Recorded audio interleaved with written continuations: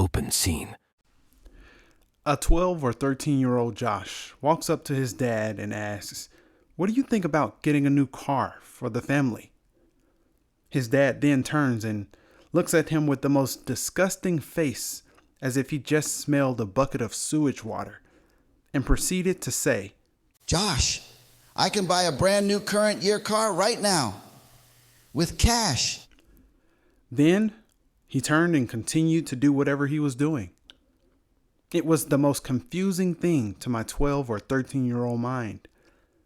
I walked away thinking that he didn't understand what was at the time a piece of life for everyone in my eyes, the desire to look good for others to see. Josh walks away thinking, bless my dad's heart. I mean, has he lost touch with society? Doesn't he know that the real families, like the people I go to school with and our neighbors, buy new cars when they get money? That's on him if he wants to drive around with that car with the old model body. Close scene. Open scene. It's time for lunch. Josh is about 12 or 13 years old. Instead of cooking pork bacon, we're having turkey bacon today. Josh's mom said. Huh? What's turkey bacon? He replied. It's a different kind of bacon with turkey in it. Turkey has more lean meat. His mom said. Huh? What's lean? Josh replied. A week or so later. Lettuce and tomato have things in it that are good for you. And then she proceeded to say the following words, as if it was a law that Congress had passed. Never, ever eat pizza in your life without eating lettuce and tomato with it. Also, look at this. It's called almond milk. And look at this. This is white meat instead of the dark meat. Oh yeah, I'll stop buying bologna. Yes, we said bologna, not bologna. What's the difference between bologna and turkey meat? Josh asked. Well, bologna doesn't even come from an animal independently. Hey, it's a lot of stuff that goes into it. We're just going to start eating a little different. It will taste a little different, but it's better for you. Another big head scratcher. Josh went on to think, has Mom lost touch with society? Doesn't she know that all of the real people and institutions, like the schools that I attend and the restaurants that we go to, and people on TV, eat bacon and bologna and salt and sugar in their stuff? Close scene.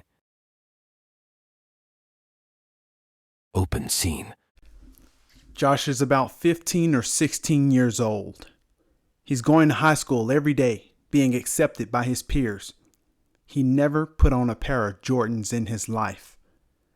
Josh is not wearing name brand clothes every day. He's wearing generic graphic tees, no name brand on them. He's constantly hearing his peers get cracked on, which is a cultural word for having jokes cracked on you. He's constantly seeing his peers put pressure on their parents to spend more money on clothes so they can be accepted in society. Society being the classroom in his case. He would hear his friends go at it every day. Hey, Ben, what's that you got on? The jokester would say. I got the newest Jordans, so what are you talking about? The subject of the joke would reply. Whatever, dude. Josh. And what's that you got on? Hey, you tell me. I'll laugh with you. Man, shut up. Then they would move on to the next person. All the while, Josh is revered by each and every person he rubbed shoulders with throughout his school life. As someone who was born prior to the information age, none of this was common knowledge or normal.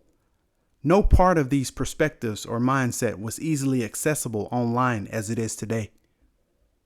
Josh continued to think to himself, well, I must be out of touch with society. Who do I think I am?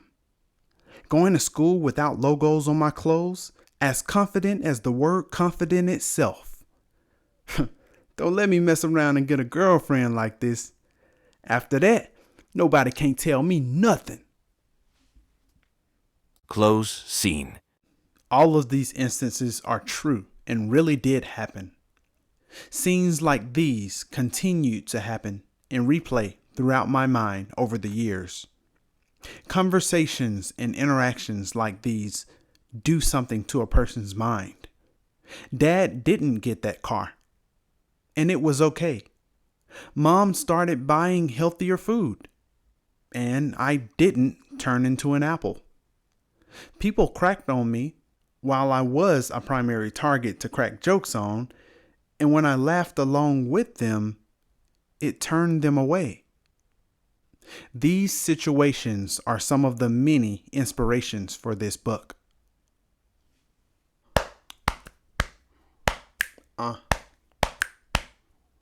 Since a youngin', my confidence has been on 10. Decision making has assisted with keeping me out the pen. I take time to develop perspectives I can depend. After all, the conclusion's the same. Wealthy always wins.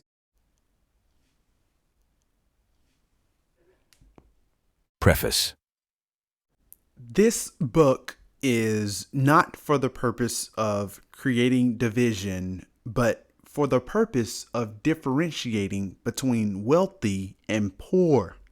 This book is also not for the purpose of casting judgment, condescending, nor giving you, the reader or listener, the ammo to cast judgment or condescend others, your own self.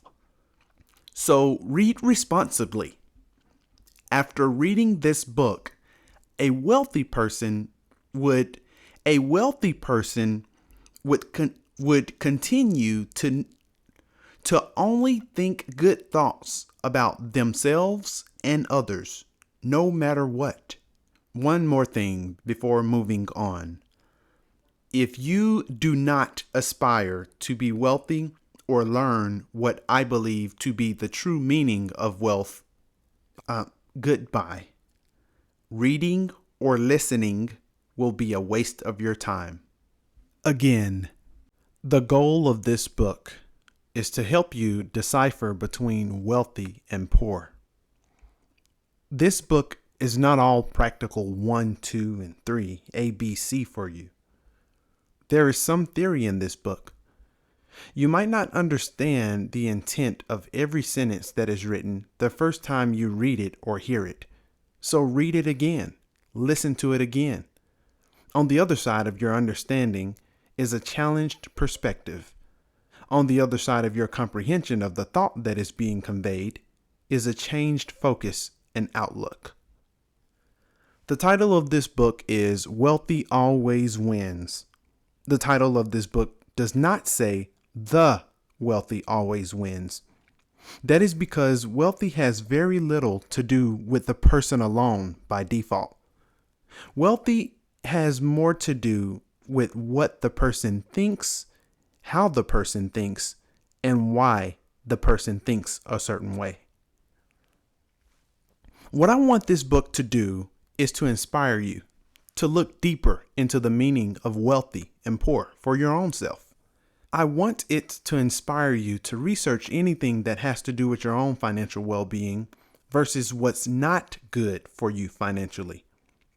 We're in the information age. It's easier than ever to research things. You don't have to be a scientist on that thing in order to perfectly understand it. You don't have to be a book nerd to get the concept ingrained in your brain for good. We have audiobooks, audios, audible videos, visual videos, recordings of live conferences, and all of that. This short read is an extension of my thoughts on wealthy versus poor. Those two descriptive words. You may not agree with everything. Some things might be something that you may not have thought of yet. Nevertheless, this is an output from a collection of what I have learned over the years. Almost none of this is original. What I mean by that is almost none of this came from Josh first. I either heard or experienced these things already before writing this. However, I'm not just regurgitating something that I heard. There is a conviction that I believe for these things to be true. Although most concepts are not original, my definition for what wealth is original.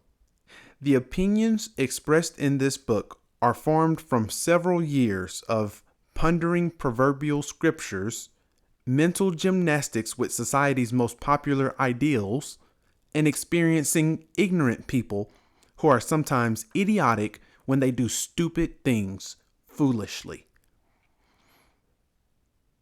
Editorial pause, just to see if I've run you away with that last statement yet. You must keep an open mind while reading this. When wealthy people are challenged, puzzled, or offended, they respond with open thoughts, logically, not their emotions. My opinions stand firm, but are up for discussion. This book is to simply start the conversation, though.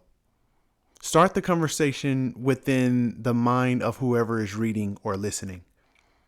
If this conversation concerning wealth has already started with you, that's fine.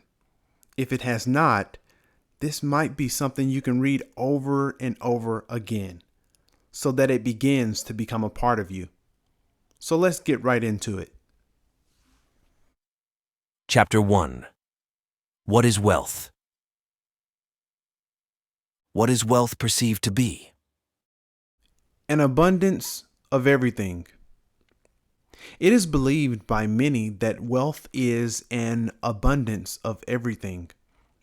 They believe that wealth is always having enough of everything and enough to spare, always.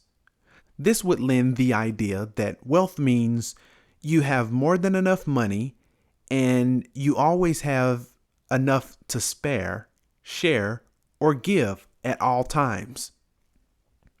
You always have an abundance of health for long years. You always have enough good relationships. This means that if you are in a wealthy family, your family always has great marriages, good relationships with their children, and everything just tends to work out good in your life because you're wealthy. So people look at that picture and say, I want to be wealthy. I want to always have everything I need and more. I want to never want for anything because of it already being supplied, magically already manifested, readily available at all times, with more to spare. I beg to differ that those things are what wealth is. Wealth is not the amount of things that you have. The things that you have or the things that someone can obtain is called materials. So if someone has fancy cars or an abundance of clothes, that's what they have. Fancy cars and an abundance of clothes. If someone has great relationships, that's just what they have. Great relationships.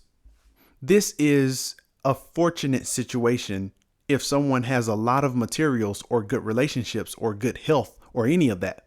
It really is fortunate, but it's not wealth. Wealth is not only not the material or relational things itself, but I would go on to say that wealth is not the possession of those things either. The possession or accumulation of materials is called riches. If you have a bunch of great relationships, you are rich in relationships. If you have a bunch of money, well, you are rich in money. I think money is the default topic for the word rich when someone says someone is rich. If you call someone rich without saying anything else behind it, it's by default that you're talking about money that they are rich in most times. At least it's that way in this society and culture we live in today. If you are with a lot of cars and clothes, you are rich in those materials.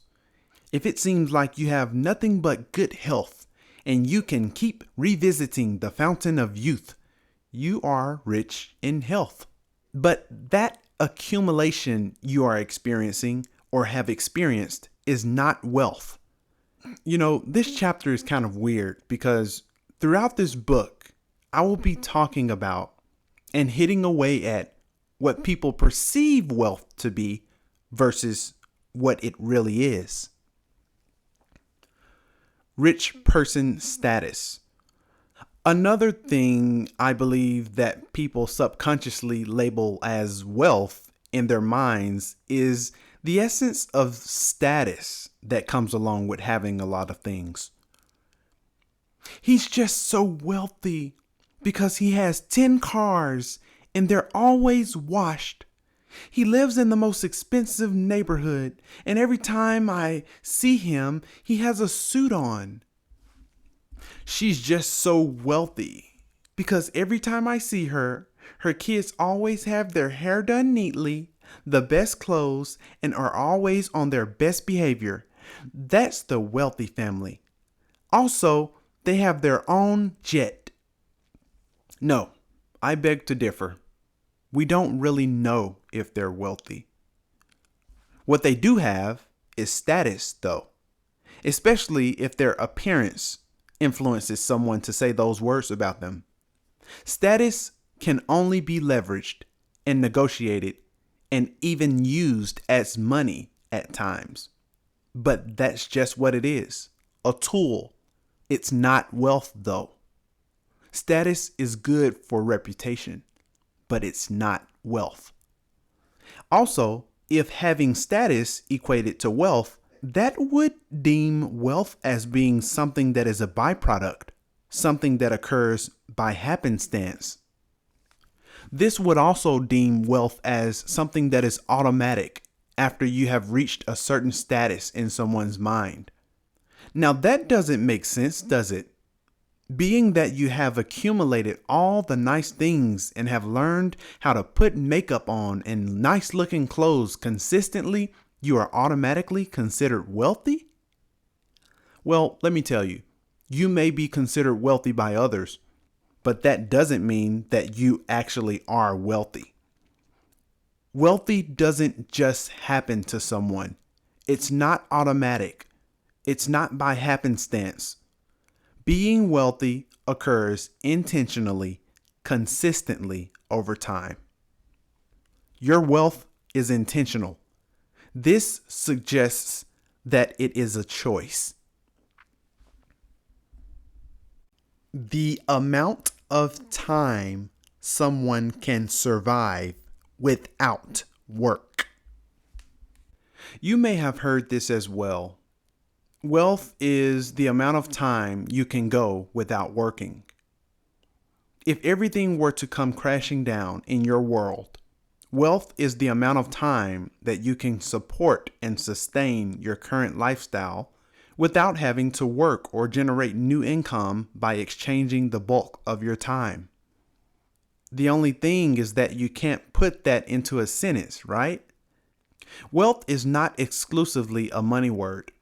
It is a life word. So you can't use this definition of wealth in a sentence that is not pertaining to money. If I say this person has a wealth of knowledge, you can't use the above definition in that sentence. So that can't be wealth. Also, how do you build wealth with that definition? Do you just work on extending that amount of time that you can go without working? Is that what you do if you want to build wealth using that above definition? Again, wealth is not exclusively a money word. Let me also say that it still feels weird and just overall not accurate to try to equate money with time. Time is a resource that is more valuable than wealth. Time is foundational. Money is only fundamental. Money and capital T, time, is not in the same class to be equated with each other. So to say that wealth is an amount of time you can go without working for money, you're giving wealth too much credit. Time is more valuable than wealth. Okay, here's the reason I say time is more valuable than money, wealth, and a lot more of these earthly ideals and things. There is a limited amount of time we have on earth. There is an infinite amount of money, wealth, and most of everything else. I will mention this again throughout the book as well. Time is more valuable than a lot of other things we use that time focusing on. A state of financial success. Lastly, I want to point out that many people think you are wealthy when you have reached a certain success phase in your financial journey. Someone's finances is their system of money. So when I mention finances, I'm referring to the system of money that someone has.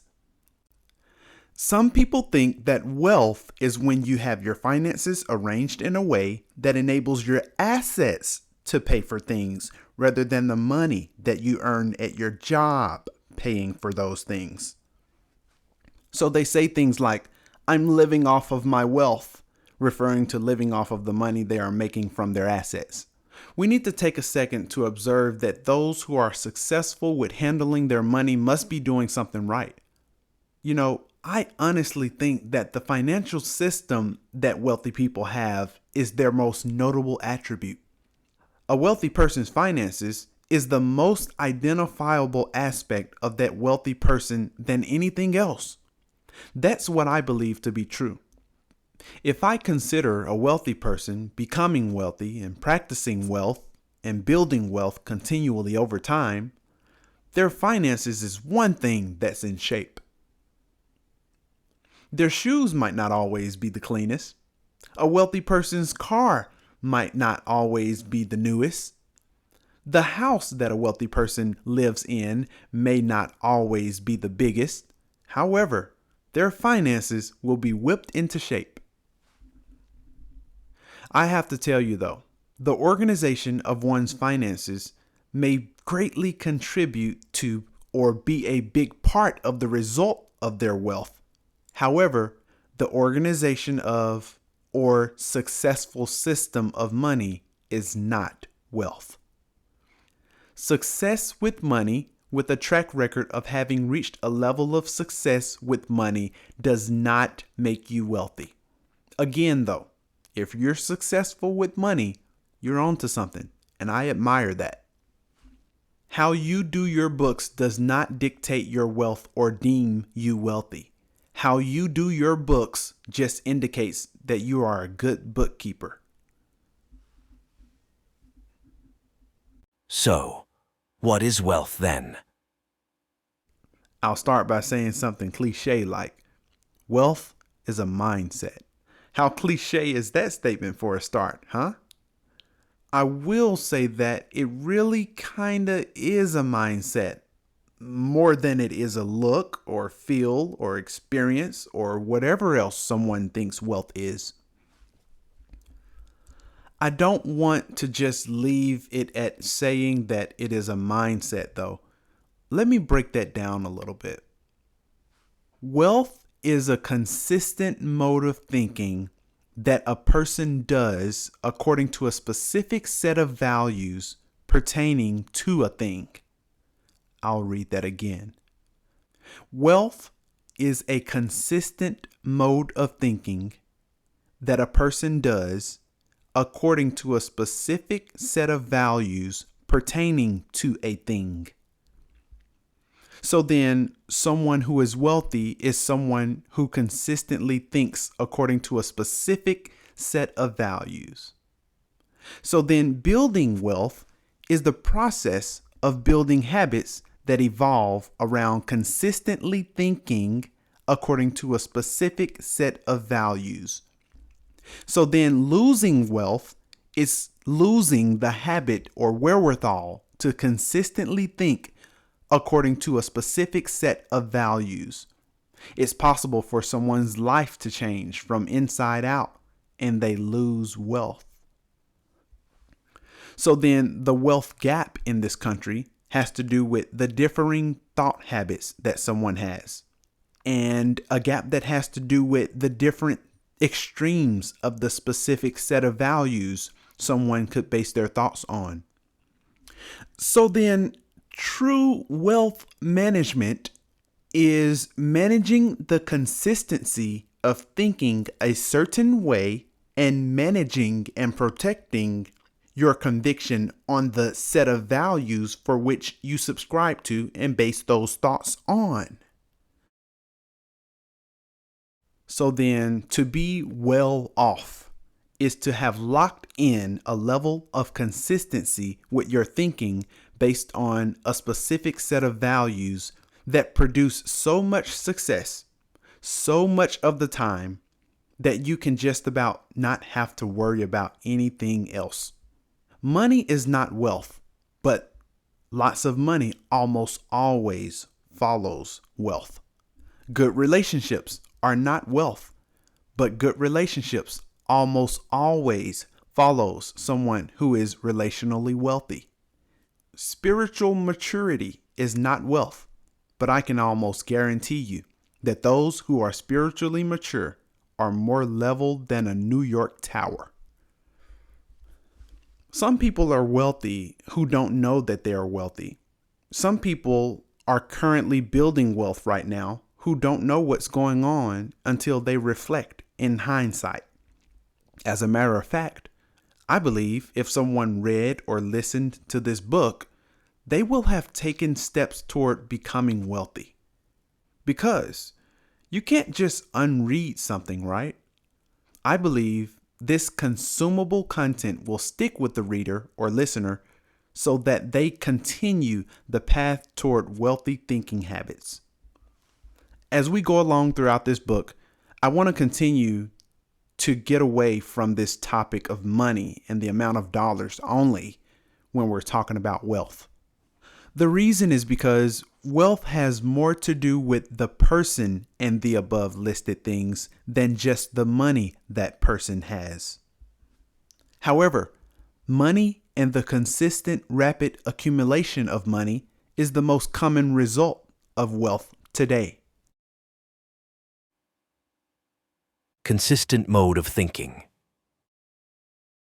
Being that we have established that wealth is a consistent mode of thinking, someone can be wealthy one day or one season of their life and not wealthy the next. Someone can be wealthy in one area of their life and not wealthy in another. Now, let's talk a little bit about why I say consistent mode of thinking. Why does it need to be consistent? The reason the mode of thinking needs to be consistent is because of the world system we live in and the society in which we operate in.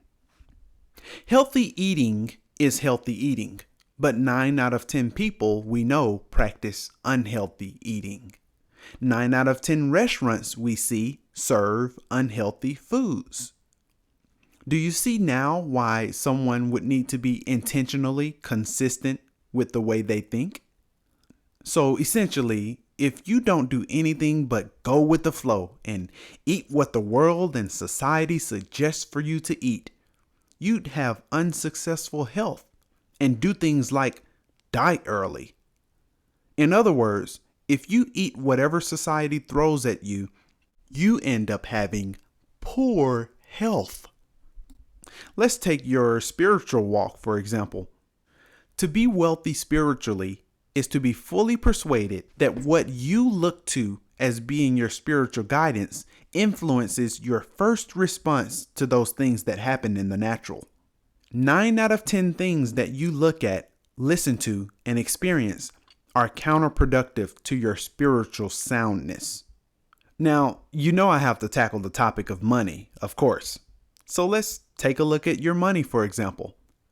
To be wealthy monetarily is to consistently think a certain way according to a certain set of values pertaining to money.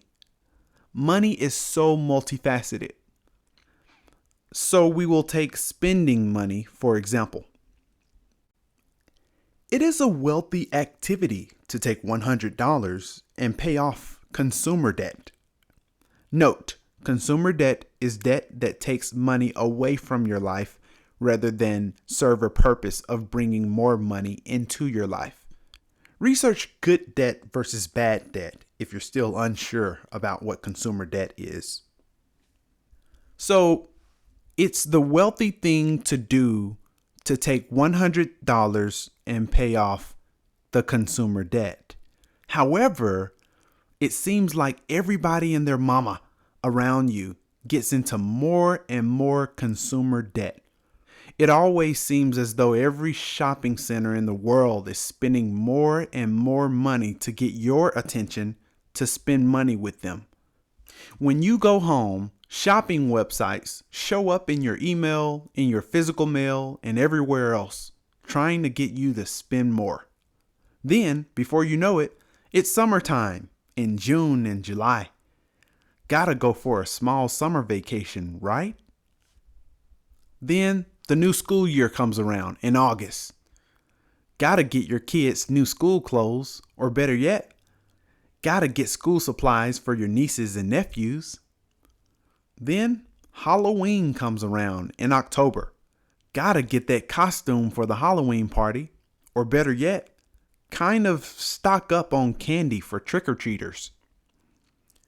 Then Thanksgiving comes around in November. Gotta get a new outfit never before seen by your family. Better yet, gotta get a new gym membership after that Thanksgiving feast, right? Better yet, gotta travel out of town to be with your family during Thanksgiving. It's mandatory. You have to do it. No, really. Socially speaking, you have to be there. Then Christmas comes around. I don't even have to go there. For those of us who celebrate Christmas, we're just spending money telepathically, just thinking about Christmas. Then New Year's in January. Happy New Year! Gotta spend money to support your resolutions to make you feel better about yourself, right? Then February comes with Valentine's Day. Gotta spend money because socially, you don't love your significant other if you don't spend money on them, right? Then it's time for springtime in March. Gotta get some flowers to plant, or better yet, pay someone to do it. You know what? Let's not do flowers, but at least get new linens and colors during spring cleaning. Wait, before you turn around, Easter is right up on us. You have to celebrate Easter with the kids at your church or in the neighborhood. Well, what happened to the consistent mode of thinking that causes you to take the $100 and pay the consumer debt? Here's my point. It's nearly impossible to fully take part in society and have a consistent mode of thinking the wealthy way simultaneously, with equal amounts of energy given towards both. Most people take the emotional approach and continue to fully take part in society. I'm not talking about being debt-free here. I'm also not talking about saving money here. I don't aspire to be debt-free nor save money. That's what a lot of poor people do. Just saying. I don't save money and I don't plan on paying off my debt anytime soon. I really mean that. Here's what I mean. I don't plan on fully paying off my good debt. I do plan on paying off my bad debt. I don't ever plan on saving money. I don't save money. I set money aside, then I invest that money. Saving money is too risky because of inflation. All right, I'll say it. Saving money is what poor people do. Why do I think this way? Why do I consistently rehearse these things in my mind? It's because I have a specific set of values that I consistently base my thinking off of. Set of values. Being that we have established that wealth is based on a specific set of values, just any old set of values pertaining to a thing will not guarantee success with that thing. This specific set of values, then, must be like a key that opens a door. For example, let's use the popular topic of money again. Let's say that the overall financial system in the world was created in order for success to be realized when a specific set of values were consistently acted upon, not when a specific number of steps are completed, not when a specific college degree is received, not when a specific job position is held, not when a specific set of values is learned, but when a specific set of values is acted upon consistently. What if the financial system in the world could come bowing at your feet if you found out what those set of values were? What if you didn't have to sell your soul in order to practice those things based on the set of values that result in success with money? What if you were in the world living during a time where everything and every piece of financial system information was accessible to you at the click of a button, also known as the information age, which is still ongoing today? Just what if? Well, Josh, what specific set of values are you referring to? Whatever set of values result in success when done the highest percentage of times. Which set of values result in success most times for a particular thing? Good question. This is a question a wealthy person would ask, learn about, use their time and money to pursue the answers for, and know the ins and outs of like the back of their hand. Another good example of a set of values being accorded to is something my friend used to say in college. We would sit down at the table to eat. He would proceed to pour salt on his fries for about 7 or 8 seconds straight. I would make faces and shake my head in disgust. He then would say, "Josh, we gonna die one day. We might as well die happy eating good food." That was a poor set of values for health my friend had during that time.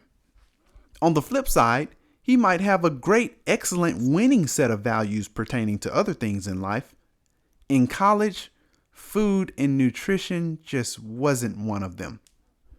A wealthy set of values pertaining to food would be a set of values that are successful according to someone's definition or measurement of success in that area.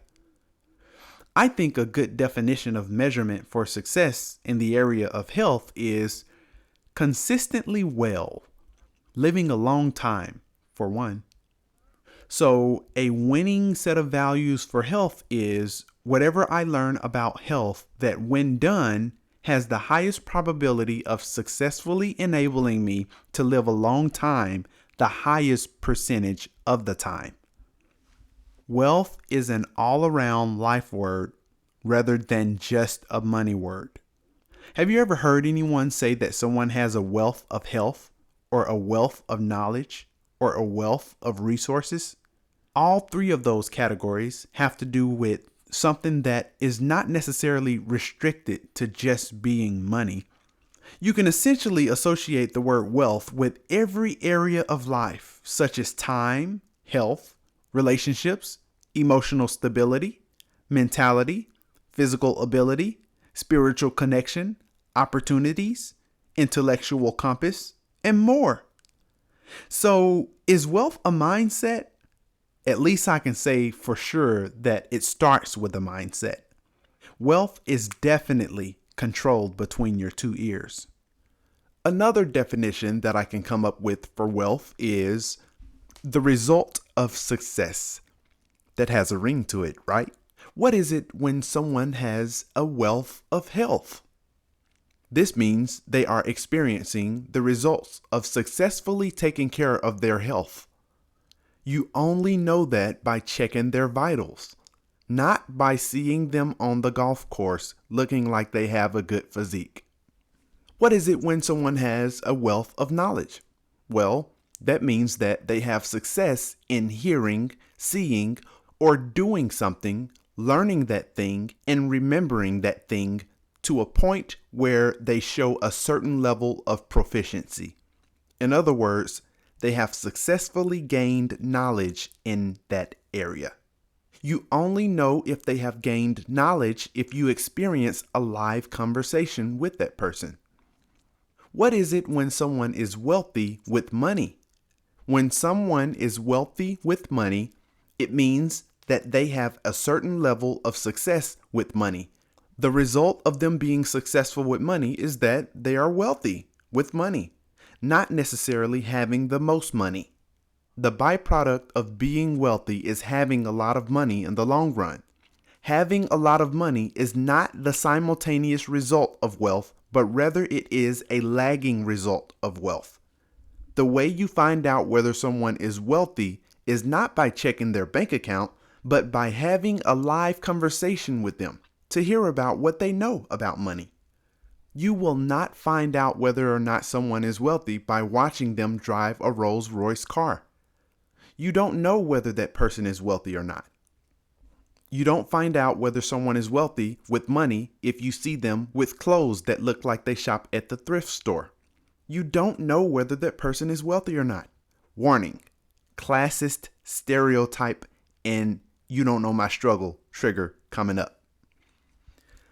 You know what? Let's do it. In our society, the person that walks around in the thrift store clothes versus the person that walks around in high-end fashion. The person in thrift store clothes most likely is more wealthy than the one who is walking around in high fashion. I don't really know, but this is just my opinion from what I think I know about our society. So why is it more likely that the person with the thrift store clothes might be more wealthy than the person with high-end fashion? Because of the evidence of what both persons spent their money on. Of course, there are other factors that go into play, such as, is the person who is wearing high-end fashion wearing that for business or pleasure? Has the person who is wearing high-end fashion reached a level of wealth that allows them to do that and actually be able to afford it? We will talk about what it really means to afford something or not in the later chapters.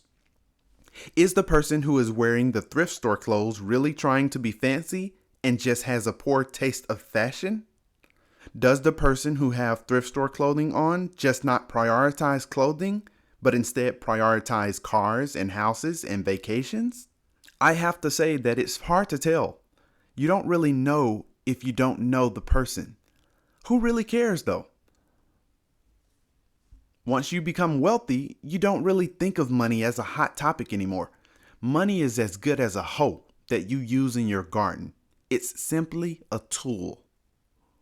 I believe we should give some time to developing our philosophy for money and calibrating it according to the specific set of values that unlock wealth.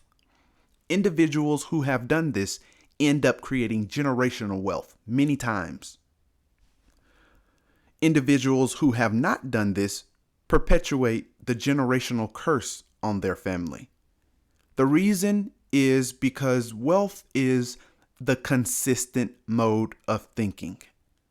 The influence of that consistent mode of thinking is passed down within families, whether the influential leaders within that family intend to or not.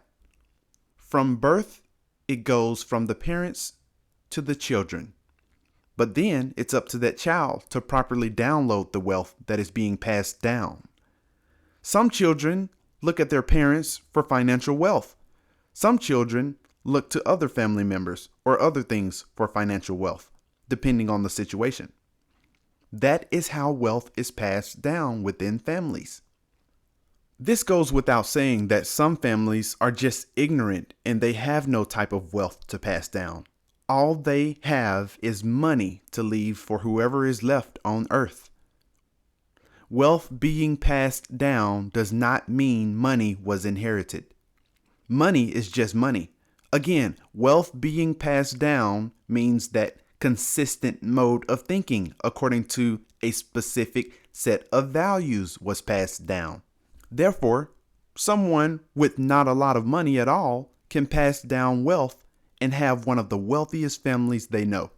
At the same time, the richest person in all the world can be reckless with money and pass down reckless monetary thought patterns according to a worthless set of values. As a result, the survivors end up having reckless, inaccurate money behavior. So then that poor baggage is just passed down to their kids and their kids' kids. Those kids will turn out to be terrible with money. Since money was passed down instead of wealth being passed down, those kids can be given $1,000 and that $1,000 will be gone by the next day. Unless someone in that family comes along, stops the bleeding, and begins to build wealth. Josh, why do you have to make it about the kids? Why so serious with your examples? Because it actually is that serious. I have to pull on your heartstrings and tap your emotions a little bit in order to get your attention.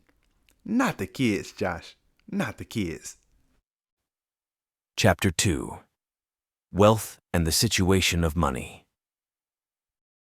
In case you have not already gotten the message thus far, I believe that monetary wealth has less to do with the amount of money someone has, but more to do with the situation of money that person creates.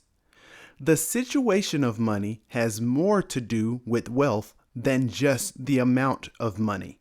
The situation of money involves what that person knows about money, the environment that money is in, the attachments that money has to it, and so forth.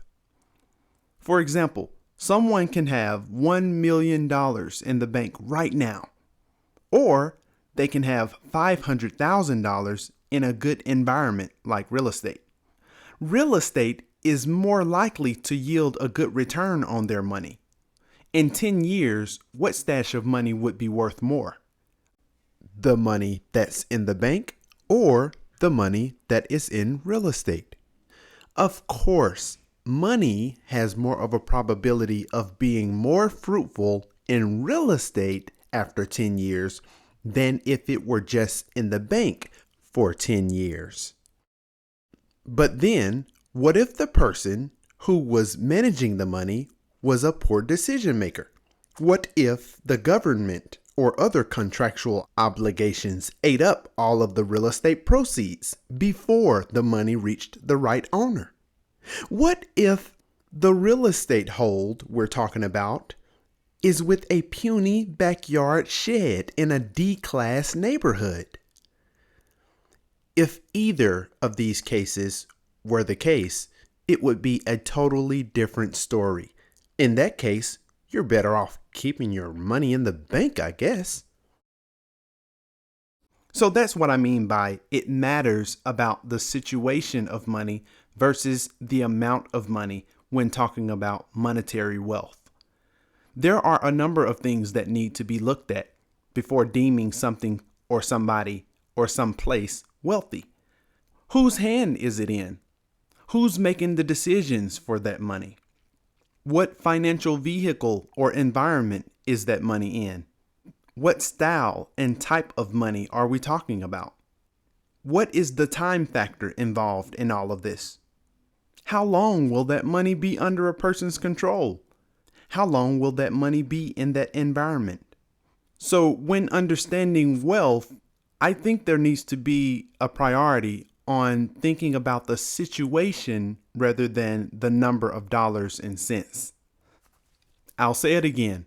Wealth is an all-around life word rather than just a money word. Wealthy monetary habits impact how you use your time, who you talk to, how you talk to them, who you surround yourself with, what information you allow yourself to accumulate, what you focus on, what you don't focus on, and so forth. So although this is a book that does not primarily focus on money, money is at a place in our lives that influences a lot of other things in our life. So you might hear a little crossover from money and life here during the remainder of this book. Wealthy people focus on this concept of wealth depending on the situation. That is, whether they have a lot of money in the bank or not. Poor people do not understand this concept.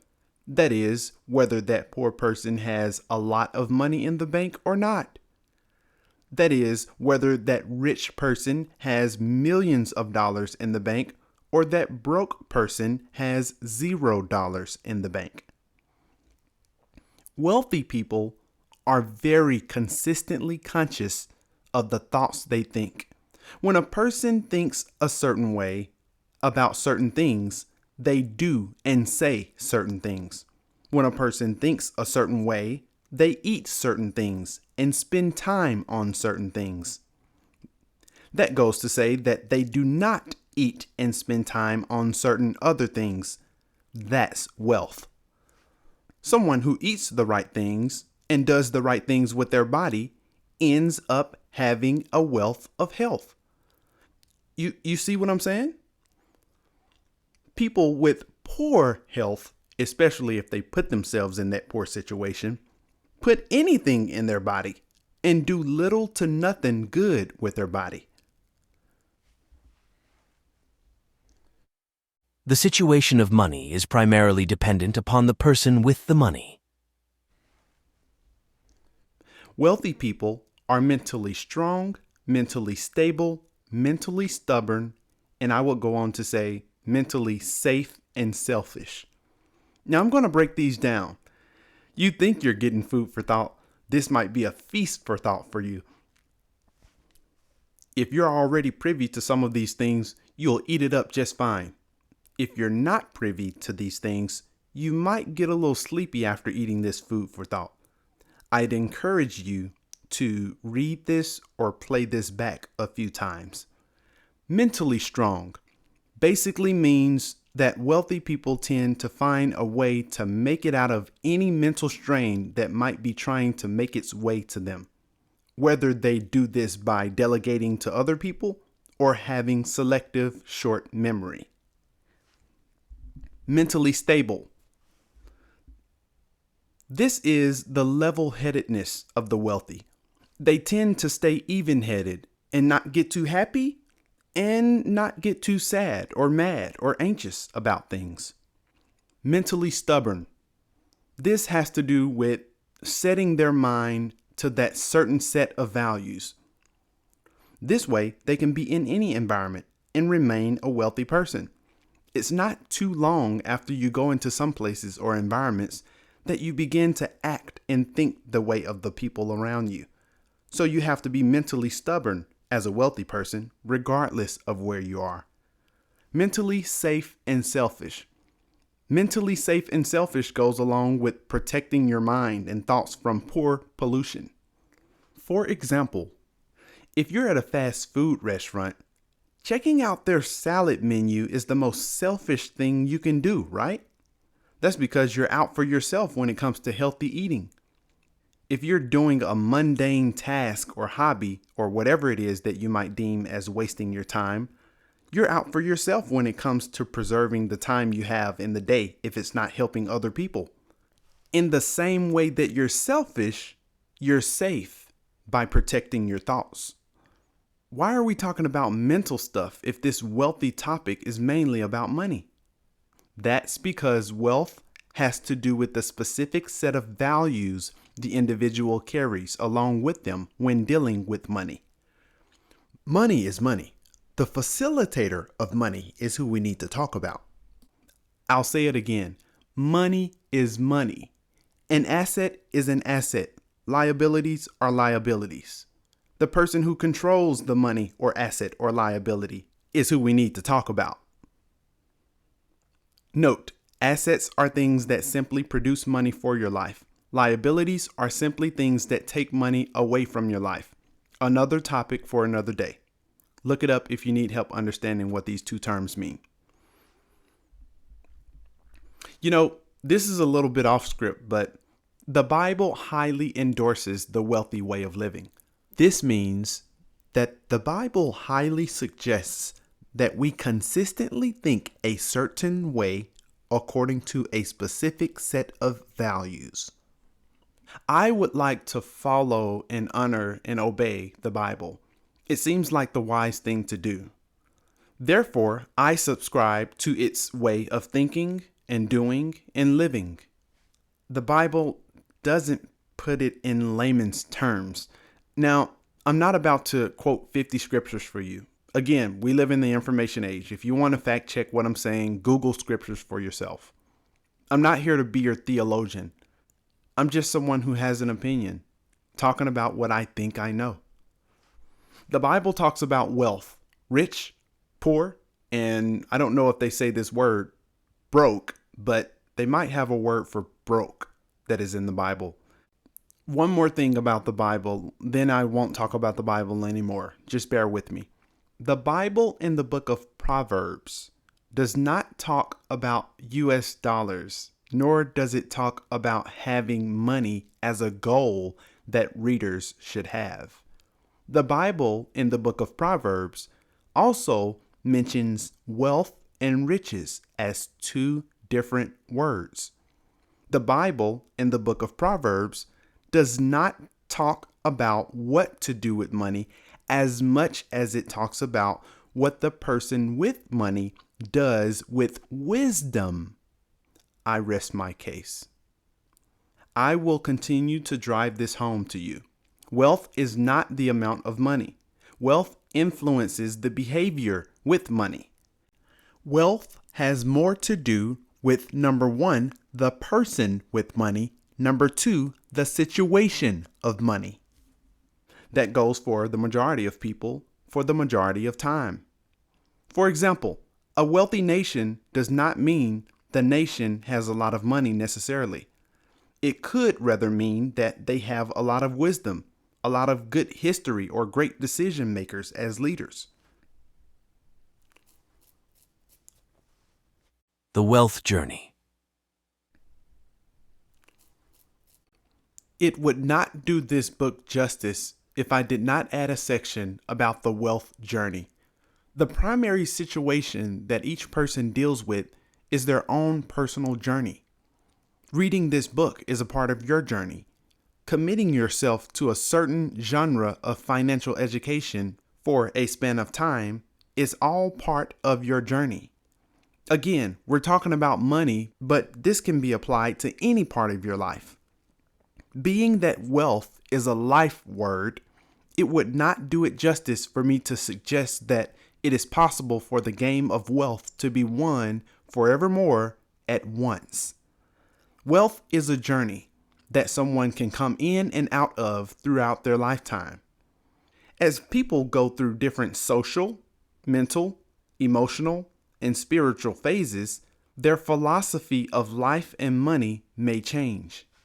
I see it happen all the time. Someone publicly comes out and says they are committing their life to a particular spiritual discipline or lifestyle. Next thing you know, they begin to spend their money differently and think about others differently. So goes their wealth, depending on how strong of a conviction they have. Wealth is also gained and lost throughout a family or generations journey. Wealth in a family depends on who within that family's lineage adapts to a specific set of values that has been identified by those who came before them. This must also mean that wealth within a family depends on who within that lineage completely ignores that specific set of values.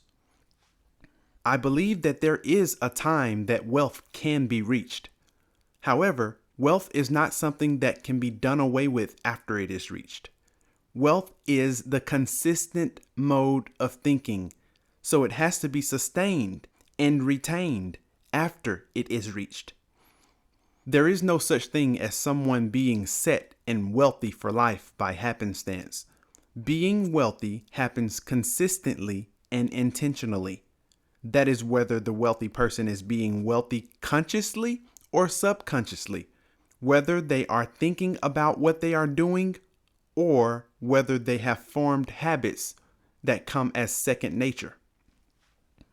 After someone has reached a level of wealth and they feel as though they have a big part of the wealth game figured out, it's okay to take victory laps here and there.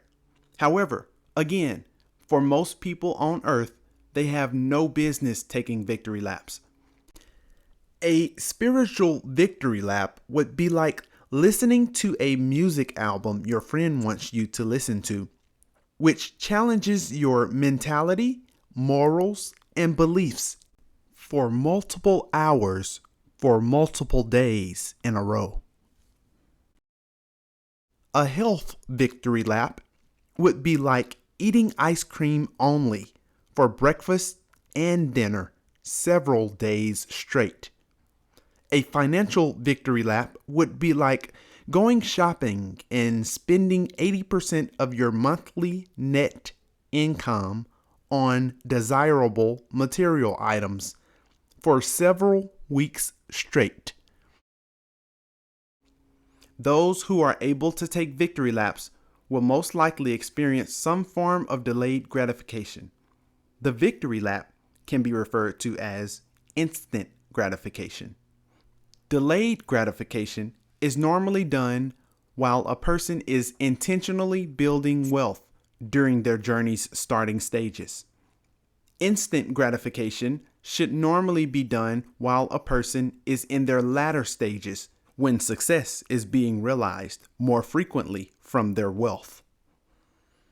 Delayed gratification is seemingly done in private. This is because it's boring being wealthy during the starting stages of your journey. There is no flashiness or attractiveness that comes with delaying gratification. In reality, delaying gratification is done in as public of a fashion as instant gratification is done. The only difference is that instant gratification puts more of an impression on the vast majority of the general public's mind.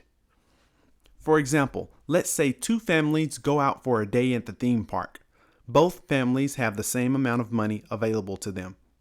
One family gets every overpriced bottle of water, purchases every souvenir, and visits every section of the park.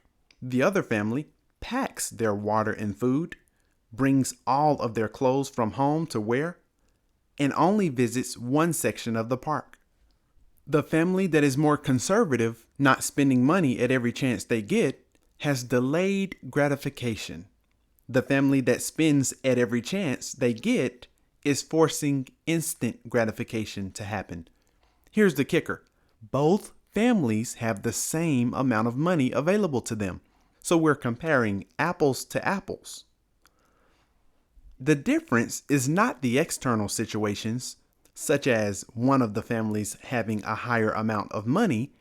The difference of the families is in the internal and is primarily about their mode of thinking, set of values, decision making, what they're influenced by, etc.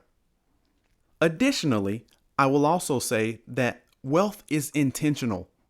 It takes a real effort to play against the social hype, to pack your own water and lunch.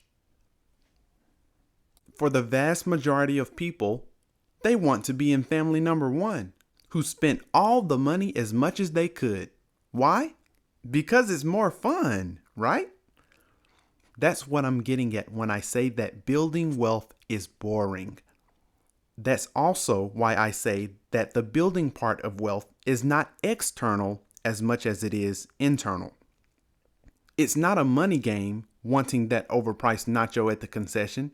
It's rather a mental game to keep consistent with the way that you think according to your specific set of values regarding money during your wealth building phase. It's not a money game wanting that overpriced souvenir.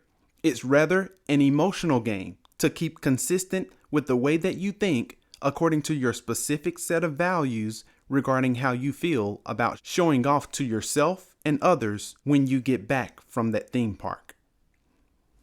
If frugality and conservativeness is being practiced only because you heard someone say it's good to be frugal once upon a time, you're not on your way to building wealth. It has to be intentional and consistent along with other parameters required by the conviction that your specific set of values give. Frugality alone is not wealthy. That's just being cheap or frugal. However, Frugality, along with other actions that align with the specific set of values that you subscribe to, which you have decided upon based on the success that it produces, is indeed wealthy. With that said, we don't know if that family who was conservative at the theme park is wealthy or not. We only know if we have a relationship with them deeper than what the eye can see. Let's go back and add another dimension to the families. Let's say that the family who spent money at every chance they got had arrived at a level of wealth. They have indeed created a situation where they are experiencing the success results from the specific set of values they have subscribed to over time. They might be spending like crazy, but they are at the latter part of their journey. This was not the example in the case above, but I'm just saying, if this was true, that spending money and realization of instant gratification would be more justified in the game of wealth. You see how the determination of wealth is not black and white? It's the situation that determines the wealth. The journey of wealth for everyone will be taken whether they intentionally take that journey or not. The journey that everyone takes is also one that is filled with social interactions and influences. In order to be successfully wealthy in any part of life, you will almost always have to distance or even divorce yourself from a large part of society in the area that you are becoming wealthy in. Poor people only exchange their time to make money, then experience instant gratification with that seed money. This is one of the very cycles that perpetuates the lifelong hamster wheel for them and their families.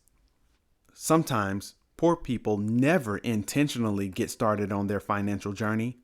This may be because of choice or generational lifestyle habits that have been passed down. These habits come with a set of words, thoughts, and actions. Wealthy people focus on finding ways to leverage money, people, and other resources to make their money. They delay gratification, sometimes for years, before they experience the victory lap instant gratification. Wealthy people realize that there is a journey they are on intentionally. Many times they see the beginning and end of their journey clear as day. So then they begin to share that set of words, thoughts, and actions that cause wealth with others.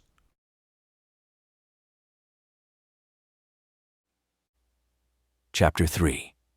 Wealth and the People with Money. People can be born rich. People aren't born wealthy. Becoming wealthy is a process. That is, whether you're born with a silver spoon or not. Most people, like myself, was not born with a silver spoon. Just think of some of the wealthiest people you know. If someone is born into money, they will learn that becoming wealthy is different from being rich. The process of becoming wealthy doesn't come from frugality only, but may contain frugal practices along the way.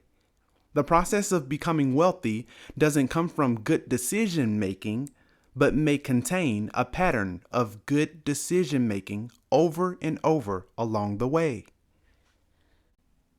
So, although people are not born wealthy, I would argue that people can be born into wealth. This means that they are born into an environment or a family or a household that consistently thinks according to a successful set of values and practices wealth. What this might look like is a bunch of people who take ownership of both their successes and failures, constantly strives to be open-minded and not closed off to any idea or concept, keeps the topic of money subdued and in its place, and openly talks about it to everyone in the house, finds out how to win the money game, and wins at the game according to the way it was designed. Develops plans to not have to have someone to give them a job in order for them to feed their family. That goes without saying that people also can be born into a poor household. This means they are born into a family, environment, or household that thinks and does things according to an unsuccessful set of values and practices being poor. What this might look like is a bunch of people who blame others for everything, does not learn how to play the money game, but complains that the game is rigged against them, plans on and depends on someone else to give them a job to feed their family until they're 60 plus years old, allows the topic of money to run wild and even rule the household if it came down to it, stuck in their ways and closed off to new ideas, concepts, or perspectives. Most people that you and I grew up with most likely were born into poor environments. Sadly, most people that I know today and most people that you know today might still be poor. This means when it comes to money, they have little to no financial education. Primarily, they do not practice a consistent mode of thinking based on a successful set of values pertaining to money.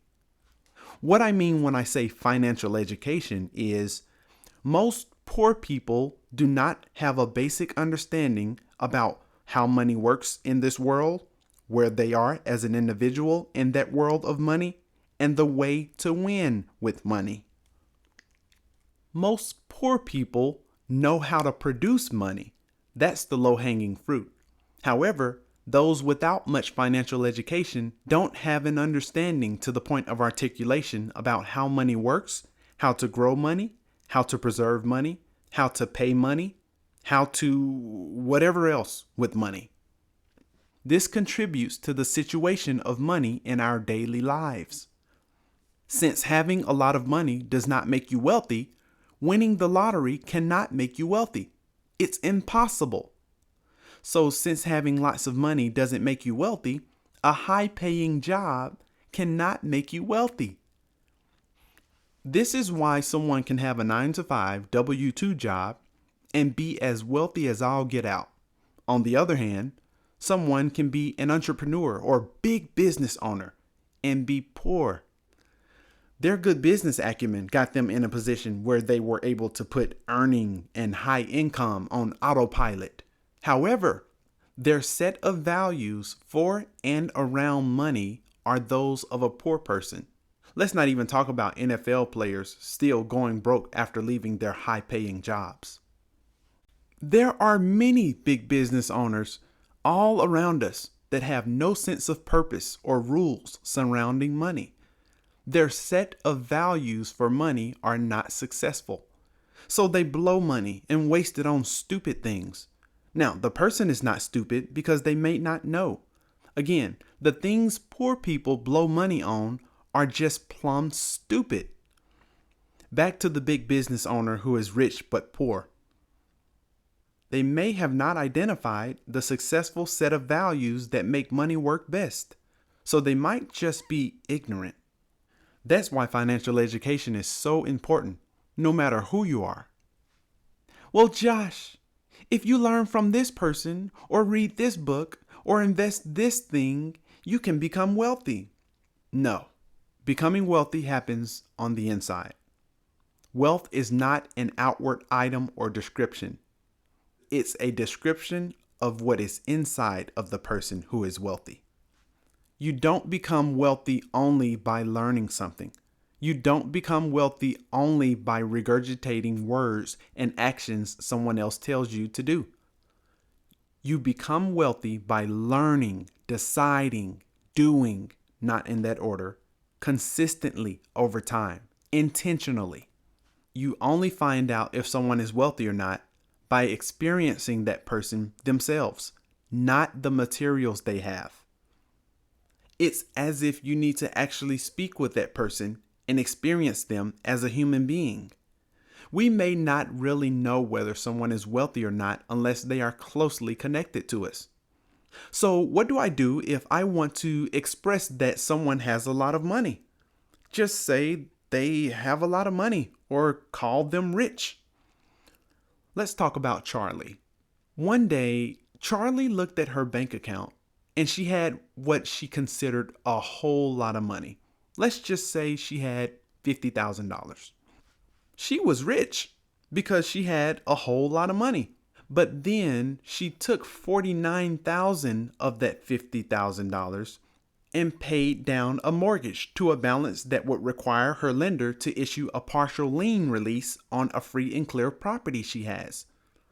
This would then make that free and clear property available to leverage again.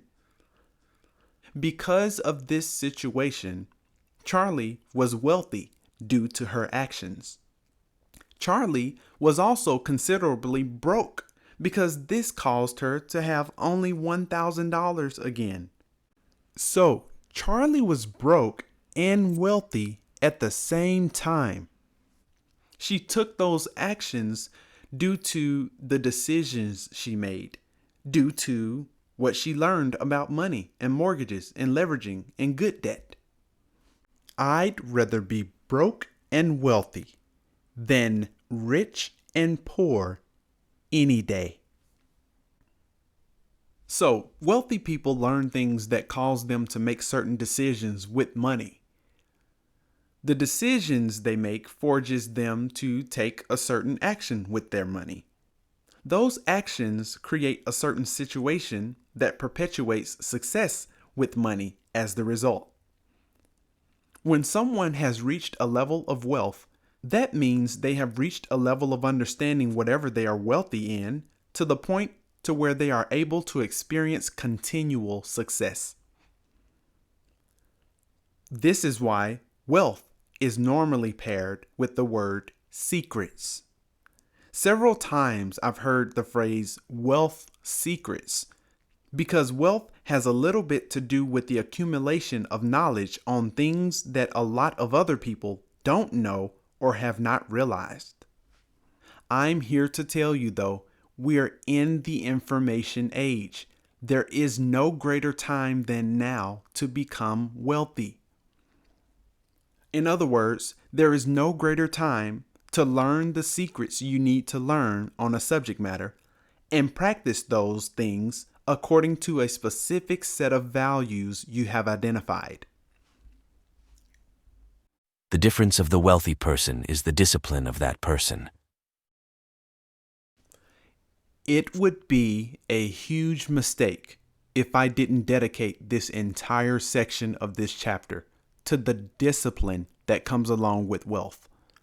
Just listen to the definition that I gave earlier about what wealth is. A consistent mode of thinking? What? Really? It takes consistently practicing wealth scenarios while living in this current world you're living in order to be wealthy. The pressures of this world around us is a number one reason why many people are not wealthy. As a matter of fact, most people's reaction to the pressures of this world around us is the very act of being poor in this society today. Disciplining yourself is not hard to do. It is not difficult or hard to understand neither. The not so easy part about discipline is the people you have to discipline yourself around most times. Disciplining yourself around family, friends, co-workers, associates, the general public, or life outside of your bubble altogether is mission impossible for some people. That's why I'm putting this section in this chapter about people with wealth. If you were the only person in this world, wealth would be much easier. Why? Because you would have no outer influences to sway your decisions and micro decisions. That's why, in order to be successfully wealthy in something, you almost have to distance yourself from or divorce from society and societal norms. It's funny because we like to think that only outside factors influence us, but it's the signals that we send ourselves that cause us to have reactions. For example, let's say you would like to be wealthy in health. You go to a Thanksgiving dinner and someone in some way must have picked up every single greatest food in the world and put it right in front of you, right? That is an outside factor. However, your own emotions and gluttony sent response signals to the part of your brain that caused you to have a reaction that resulted in a feast on Thanksgiving Day. So here's what I'm saying. Rehearsing the suppression or deletion of your emotional gluttonous flare up is what wealthy, healthy people do in private. This is how you practice wealth. The people who invited you are not the problem. The Thanksgiving food is not the problem. Your bad appetite is the problem. It's the micro reactions that are attacking your consistent mode of thinking towards the healthier eating that is the problem. These micro reactions come from you. The same you have the ability to suppress those reactions. So then, discipline is the protection of your consistent mode of thinking that you have decided to subscribe to. Wait for it, while at Thanksgiving dinner, while being a part of this current society, while taking part in this current culture. That's the part that gets most of us. That is, unless we intentionally, consistently rehearse to counter those micro reactions that happen so subtly. How do you control those responses and reactions? How do you discipline yourself? I'm not going to go down that rabbit hole. That is not what this book is about. Instead, the purpose here is to bring your attention to the theory of what wealth is and some of the things that pertain to wealth. I don't want to get too wrapped up in what you need to do. Rather, I'll talk about where the void lies. I want to make sure I don't cloud the art by turning this into another lame self-help book. I want to make sure that I give you something to chew on as you continue this conversation for yourself. Let's take having wealth in relationships for another example. No, let's not do that. That's too close to the topic of people themselves while we're talking about the pressures of society. Let's take another example and talk about if someone had a wealth of money. Somehow, some way, we just keep coming back to the money examples, don't we? It's not because I want you to see money as something you should only care about. However, it is because money is one of the number one drivers in our society. So it is a fun political topic. So let's continue to have fun. Let's say if you are on the way to being wealthy with money, you have identified a specific set of values that you have decided to consistently set your mode of thinking towards. One of those specific values is not spending your seed money on stupid stuff. In other words, the specific set of values that you subscribed to on your wealth journey has restraints on you spending money. These restraints discourage you spending money on things that you know will not add eternal value to your life. We talk about what you can afford and not afford later in this book. So you go out for a night with your friends. Something that we do in this society when we go out with friends is spend money on things. Well, of course, we all know that there is the discipline of not spending money if the set of values require you not to at this point in time. But with people come pressures to do the opposite of that and spend money anyway. Pressure doesn't always have to look like people looking at you and laughing and pointing fingers at you physically. Sometimes pressure can be ignited by your own ego. That's where your discipline needs to kick in. What if you are a leader of a household or family? Some leaders of households break under pressure and do stupid things before it's time, like buy a new family car. Again, stupid means they know better, but they just do things contrary to what they know is better. That's called stupid. While we're at it, there's one more definition of a characteristic of a person I would like for you to know at this time. The word is idiot. An idiot is a stupid person. The definition of idiot does not describe the biological makeup of that person as stupid, but rather the word stupid there is being used as an adjective to describe the primary actions or decisions that person makes. So although the dictionary definition for the word idiot is a stupid person, I believe an idiot to be more of a person who makes stupid decisions and therefore does stupid things. Allow me to go on record now and say that I am not advising you to go around calling people stupid, ignorant, or idiots. These words are not socially respected in our society.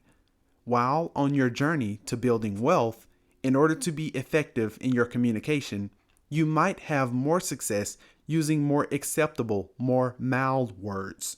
Although these words get some people's attention, it can also tend to harm others while used inappropriately. Bottom line, wealthy people don't go around calling people stupid or idiot. What if you're a rich person transitioning to someone who is wealthy? Most of us in the United States are among the richest in the world. So if you are in the United States, you are one of those people who are rich and transitioning to be wealthy. So what if that's the case? Pressures from all sides are coming at you every day. No one that I know has the food budget that I have. Everyone else gets takeout, and they talk about it as well. I only have one or two friends, but they are doing things that I would love to do. I'm only going to be young once. These people don't even make as much money as I do, and they're having more fun than me. If I can afford it, let's get it. YOLO. You only live once. Sometimes pressure does not have to be from peers. Pressure can be from the inside of yourself as well, especially if you're someone who is independent or aspires to be independent with your money and decisions. You know, earlier I talked about your ego getting in the way of wealth. So if I want to spend money, I'm going to spend money. If people are looking or people are around, it's just one time. I'm going to have fun with my life. That's emotional. That's where the discipline comes in at. It's not always the emotional side in public that we need to have discipline for. It's not always outward influence that we need to have discipline about. Sometimes discipline needs to happen when there is no one but you in a room by yourself. That's where practice happens. You practice by consistently, mentally rehearsing wealth scenarios in the areas that you desire to be wealthy in. This will help you stay calm while society moves right on past you like a tornado that did not hit your house. Are you noticing a lot of this discipline has to do with your spiritual maturity? Spiritual maturity has a lot to do with distancing yourself from society as well.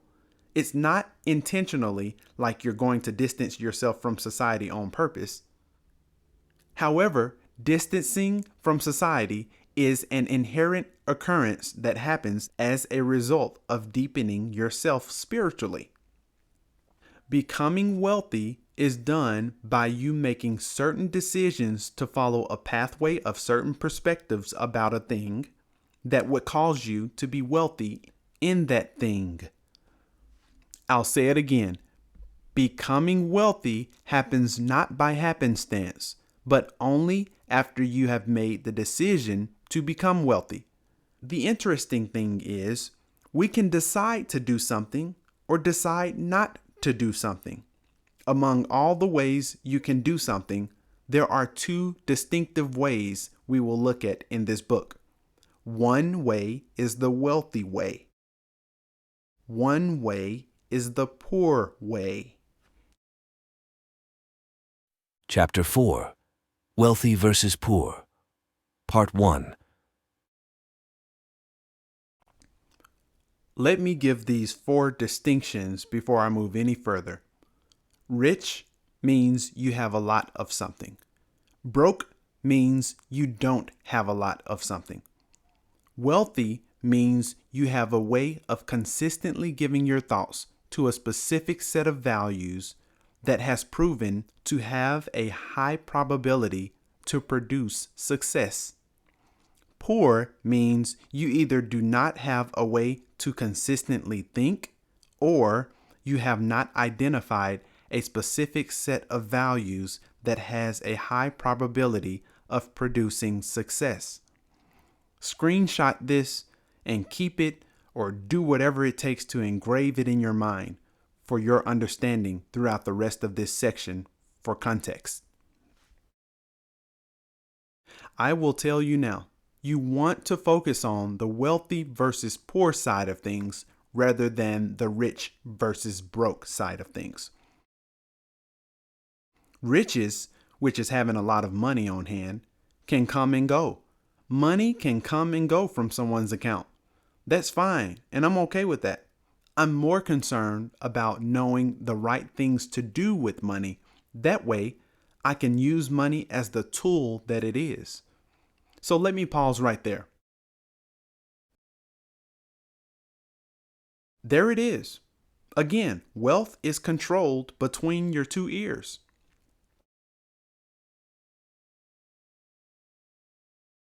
Whether you are wealthy or poor in something happens every day, according to the thoughts you think and act on.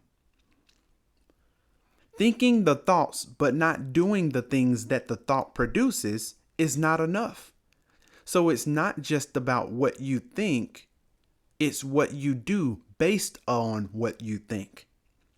Applied knowledge is what I'm talking about here. That's called wisdom. I'm trying to say this in a way that everyone reading or listening can understand. So when it comes to wealth, you think the thoughts that inspire you to do or not do some things. You think the thoughts that inspire you to decide or not decide on things. Then, from those things that you do and decide, the result scenario is either you are wealthy or poor in that thing. That is, whether it's money, raising children, health, building good relationships with people, communicating with others, and so forth. This pertains to every area of life. For the purpose of this book, we will continue to go heavier on the monetary category of wealth, though. I'm going to get a little bit granular for you real quick. If you give a poor person $10,000, they will do something like save that $10,000 in a bank or something. Over the course of 10 years, that $10,000 might have the buying power of $7,000 or even $6,000. If you give a wealthy person $10,000, they will do something like invest that $10,000 into something. Over the course of 10 years, that $10,000 most likely will still have the buying power of $10,000 or more, regardless of inflation or other outside factors. So poor people don't think or think poor thoughts and do poor things with their money. Wealthy people consistently think according to a successful set of monetary values and do wealthy things with that same bit of money. Might I remind you, both of them are rich. Both of them have $10,000. Rich or broke has less to do with this situation and more to do with the amount of money. Poor or wealth has less to do with the amount of money and more to do with the situation of money. I will pause right there for dramatic effect.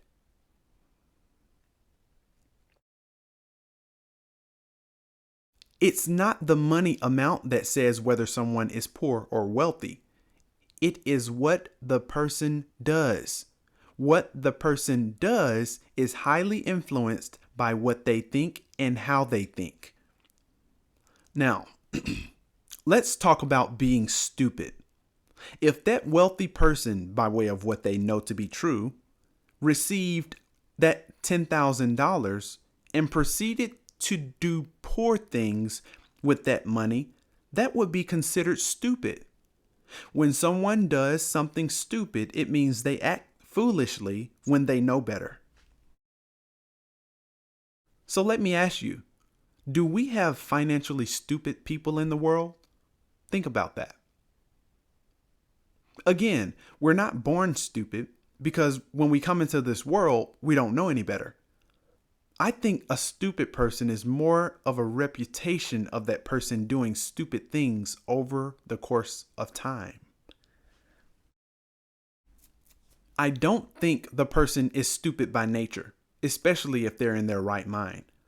So then financially stupid is a phrase that describes the person's decision making. Financially stupid is not a phrase that describes the person themselves or the true character potential of that person. Some people are not stupid because they don't know better. Therefore, if they're ignorant, know that they have been ignorant and that there must be some piece of knowledge out there that can help them. If they choose not to pursue or obtain that knowledge and they know that that knowledge will help them, they're stupid. While we're in the information age, if you're complaining about physical or spiritual, relational, or money problems, know that there is a piece of knowledge out there that can 100% solve your problems. If you choose not to pursue enough or obtain that knowledge, but are continuing to complain, you're stupid. Not saying that you have to remain stupid, but for now, you're stupid, especially if you know better. To not practice wealth in an area of life while knowing that a wealthier way exists is to practice stupidity. So I have one question. Why is it that people graduate high school, graduate college, some get their doctorate degree, some even become doctors as their profession, and they still don't know what to do with money? In other words, why is it that people spend so much of their precious time preparing to make more money, but do not prepare to make themselves ready for money?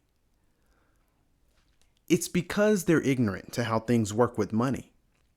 Again, if they knew what to do with money and still did dumb stuff with their money, that is stupid of them. Be wealthy with whatever it is that you have. Don't be stupid. The reason I say this is because you can essentially make more money with less money and preserve more of a percentage of that money if first you prepare yourself for money. Where you are with your relationship with money is a result of how well you prepare yourself for money up to this point. Where you are today financially is a result of how prepared you are with your financial education. I don't mean where you are in terms of what house you live in or the car you drive. After all, the majority of poor people drive better cars than the majority of wealthy people. What I mean when I say where you are today is from an internal standpoint. For example, let's say that someone has a very high paying job. They have the tendency to think that they need a job to continue that level of living for years to come. This has more to do with their financial education than it has to do with the job itself. Poor people rely on their abilities to cause money to come in to them. Wealthy people rely on other processes, powers, and people in order to cause money to come to them. It comes from their financial education. So, it behooves you to learn the difference between wealthy and poor at its fundamental core. I get it. We should spend. And also, I believe in having fun with money. But for the majority of people, for the majority of time, that should not be the case. The majority of times, we should be cautious of how we spend money when having fun and living life. We should not spend recklessly every chance we get, at least not yet. Chapter 5. Most people cannot afford to spend what they're spending. This chapter is titled in a way that can get your attention. This is not a conventional chapter title. I'm naming this chapter to make a statement, literally.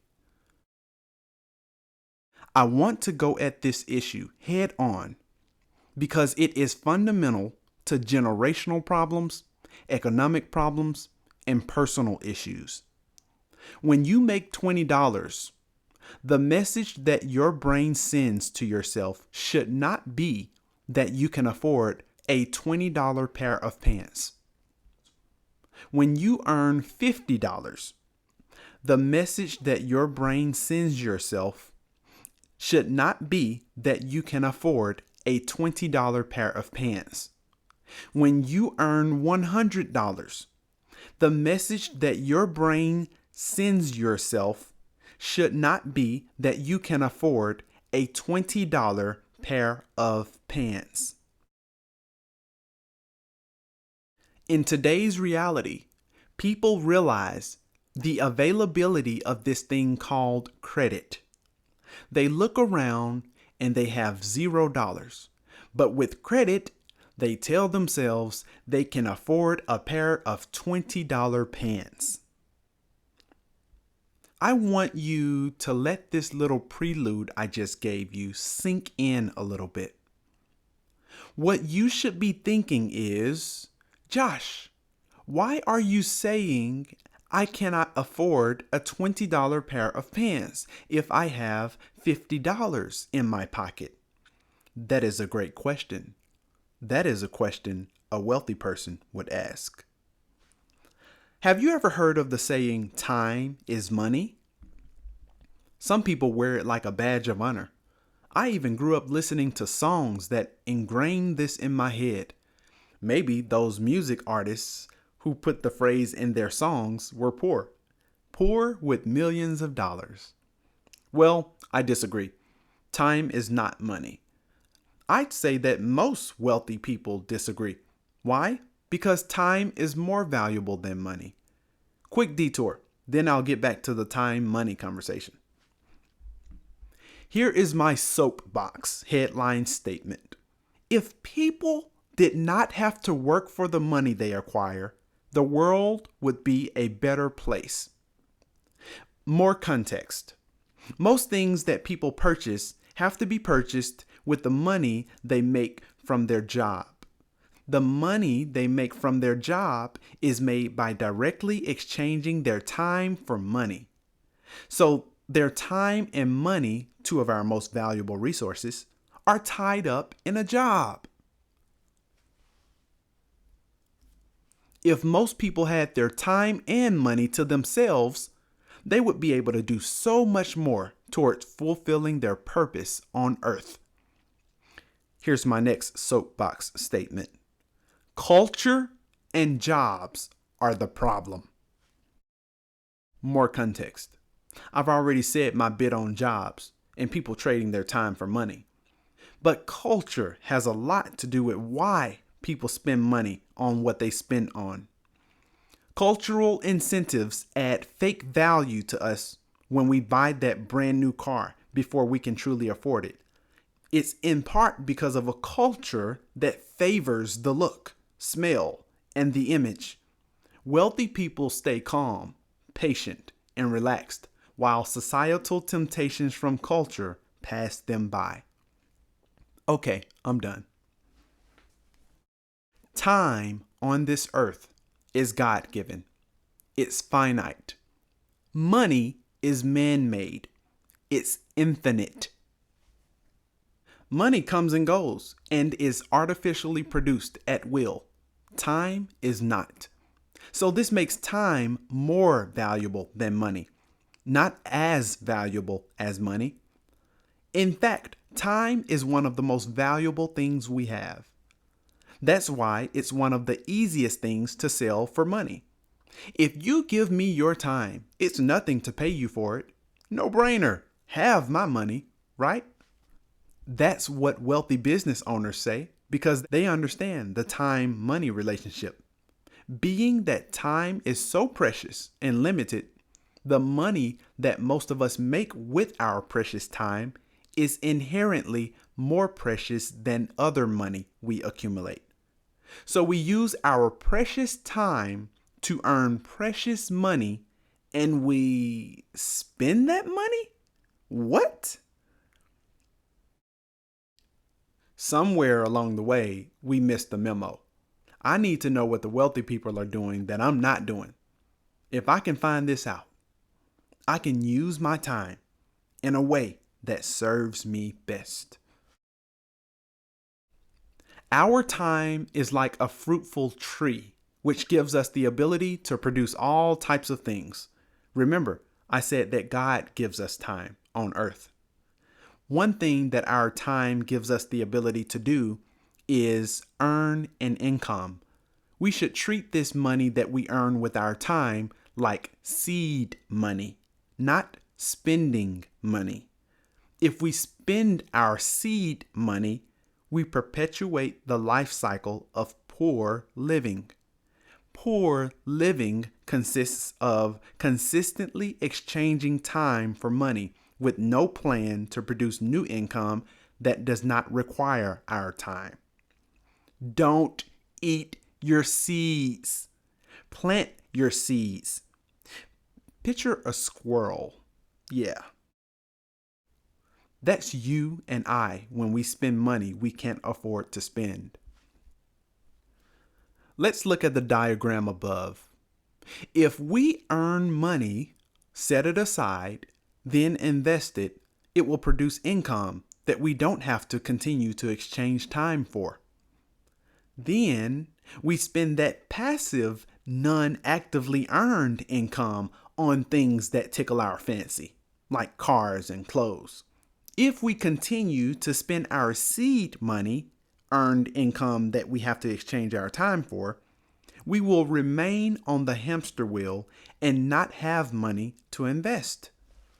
Here is why most people can't afford to spend what they're spending on. If you cannot afford to pay what you are paying for with the money you did not have to use your time to earn, you truly cannot afford it. Remember, the money that you earn with your time is seed money to be planted somewhere in order to produce more of itself. The more seed money you spend, the longer you will have to continue to use your time to actively earn your income back.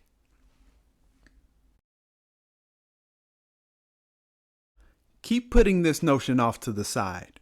You'll keep actively earning income until the day you die. I believe everyone was put on earth to fulfill a purpose. Both their time and money should be invested in order to fulfill and serve that purpose, not to serve some tool called dollars that hold less weight than the paper it's printed on. After most people make their little money, they spend it on things that bring extrinsic value rather than true value to the world. If you've read or listened to this chapter and took it to heart, there's no turning back. From here on, exchanging time for money, then spending that seed money becomes one of the stupidest things a human being can do. To continue to spend your seed money when you know better, it now becomes a stupid thing to do, especially if you don't end up doing anything to change it. People who understand this do everything within their power to make less and less active income that requires their time and more passive income, which does not take up their time. If not, they at least make sure their kids understand it and can do it the wealthy way. Let me just say, wealthy people deal with money differently than poor people. The reason I'm not saying rich versus poor is because they can have a lot of money and that makes you rich. But you still can be poor with the way that you handle money. Poor mentally, emotionally, and informationally. Wealthy people have more to them than just money. They have the practical knowledge to go along with the money they have, if they have money yet. They have a consistent mode of thinking that consists of and utilizes that practical knowledge. They have a specific set of values for which they accord their thinking to. That's what makes a wealthy person with $100 more impactful than a rich, poor person with $1 million. Give it time and you'll see. Our world is filled with rich, poor people. People with a lot of money who are poor. Whether I'm rich or broke, I aspire to be a wealthy person. Who do you aspire to be? Chapter 6. Wealthy versus Poor. Part 2. I heard it put this way one time. Poor people spend money trying to look rich. Wealthy people use money to actually be rich, and they get richer and richer. Once again, poor people's first choice is to spend money.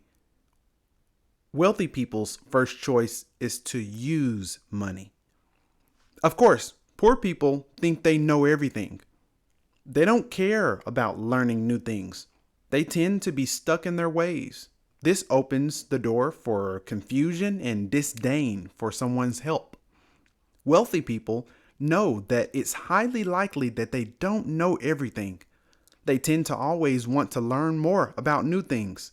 This opens up the door for well-received constructive criticism and healthy dialogue. Poor people see money as time. That's why they'll continue to trade their time for money for the rest of their life, probably. Wealthy people see money as a tool to buy their time. That is because they know that time is more valuable than money. Poor people see money as a source and therefore serve money. Because of this, they allow money to manage them, cause them themselves to move around, and use them whatever way that profits the person or entity with money. Wealthy people see money as a tool. Because of this, they manage money, subdue it, move money around, and use money in whatever way that profits themselves and others. Poor people do everything they can to save money because money reigns supreme in their life. Because of that, they try to learn about how to do things so they can spend time doing it themselves. Due to them doing everything by themselves, they never have time for what matters most. Wealthy people understand that time is more valuable than money. They use their money to leverage other people's time. They empower other people to do what they don't know how to do or don't want to do. They use money to buy back their time so that they have time for what matters most. Poor people spend their money and go broke as if their money has hit a brick wall. Wealthy people use their money like a boomerang and cause it to come back to them in bunches. Poor people spend time that they say they don't have to shop around and purchase things with money they don't have on things they don't really like in order to impress people they don't know or who don't care about them. Wealthy people make decisions in order to own and control most of their time, money, and self-esteem. They purchase things that they honestly are attracted to, will use, will appreciate, and will add real value to their real lives, regardless of others' opinions or standpoint.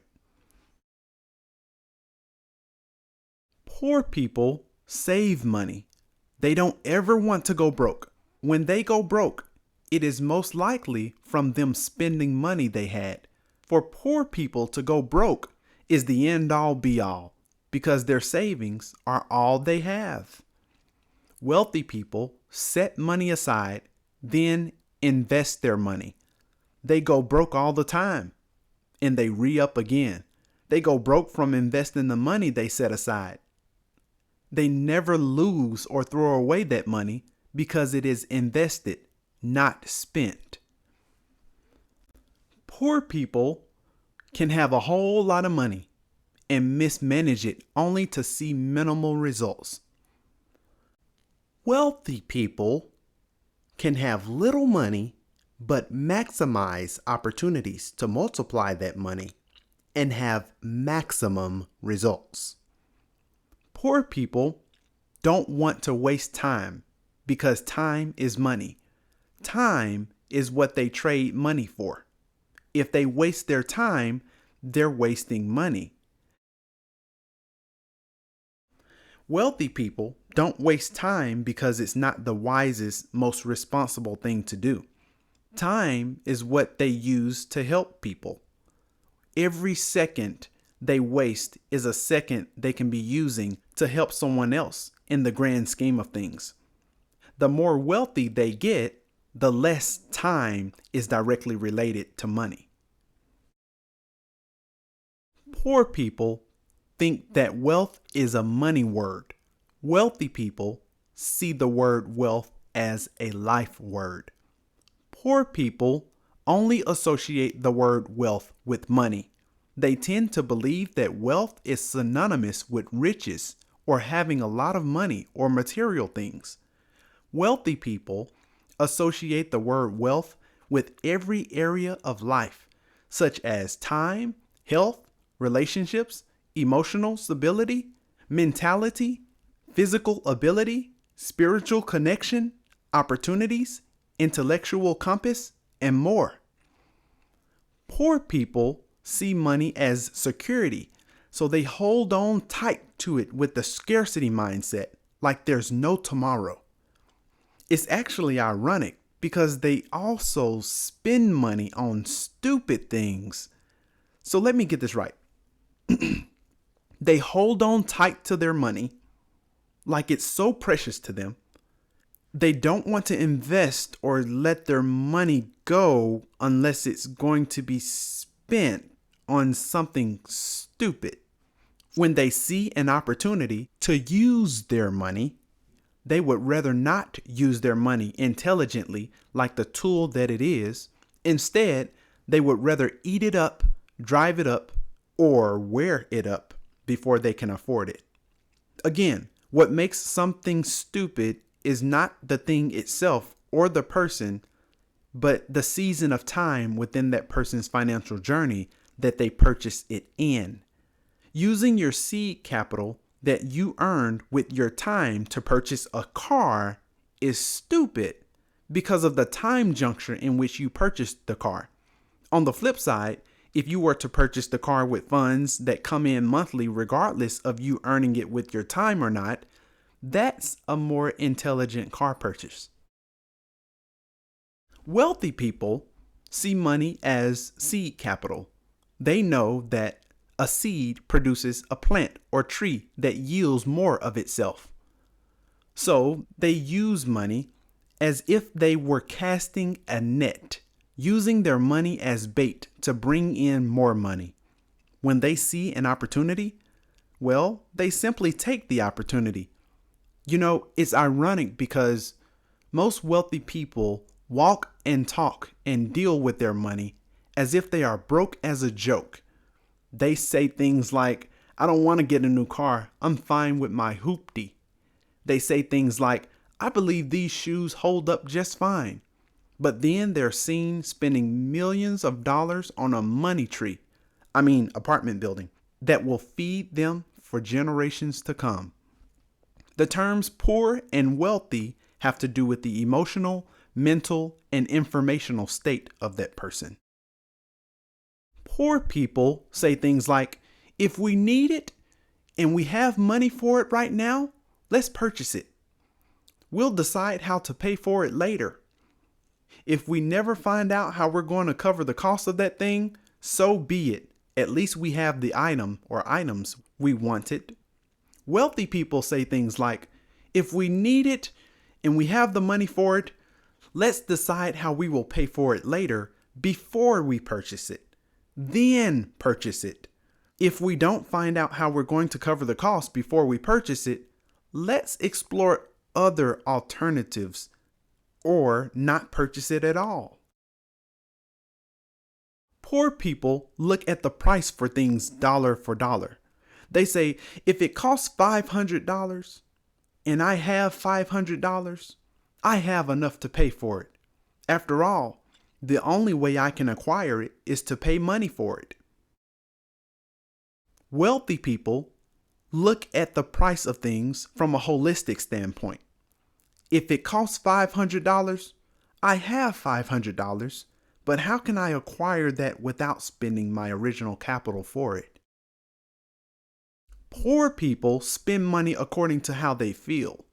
Wealthy people invest money according to what they know. Poor people spend money according to how other people will react to what they spent money on. Wealthy people invest money according to how their investment will reward them based on what they put their money into, regardless of what people say or think. Poor people love money and use people. Wealthy people love people and use money. Poor people think that people and things solve their problems.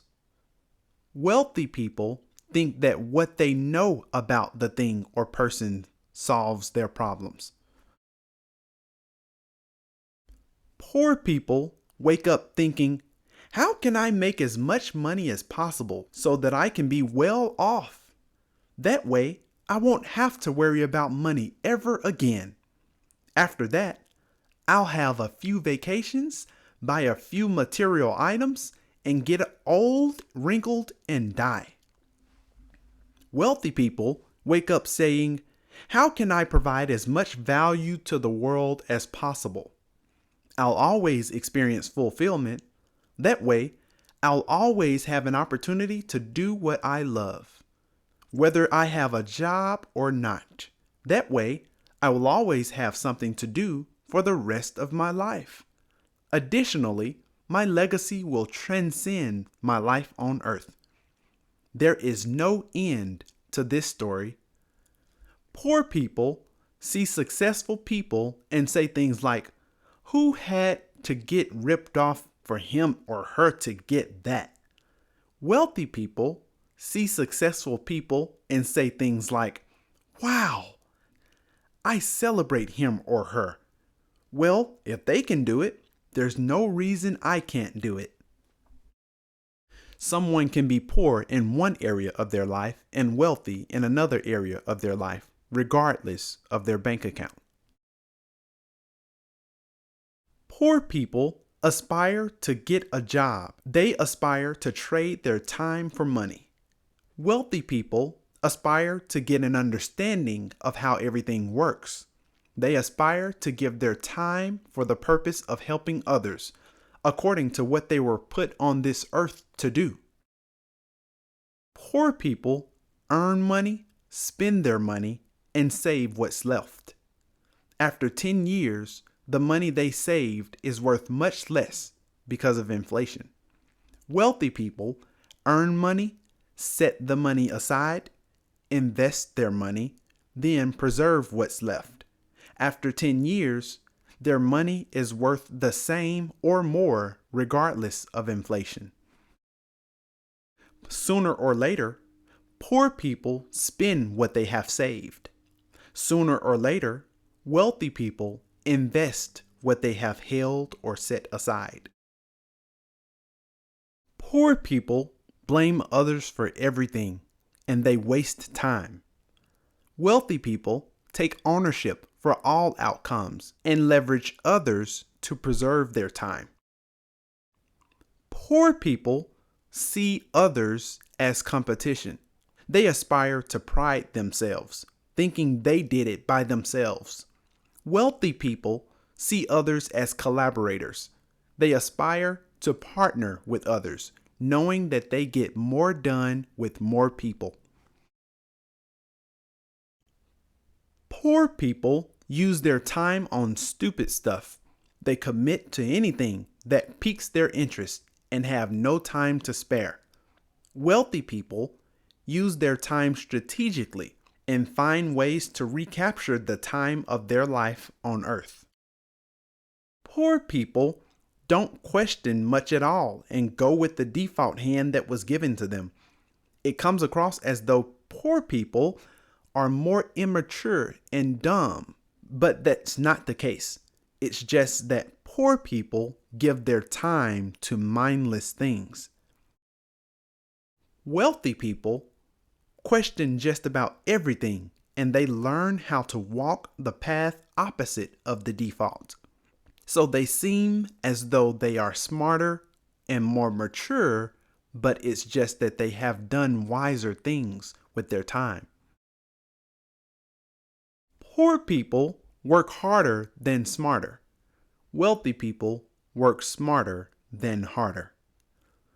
If you give a hardworking, poor, broke person the right information by default, they will most likely become rich in a short amount of time because they inherently have more work ethic because they really need the money.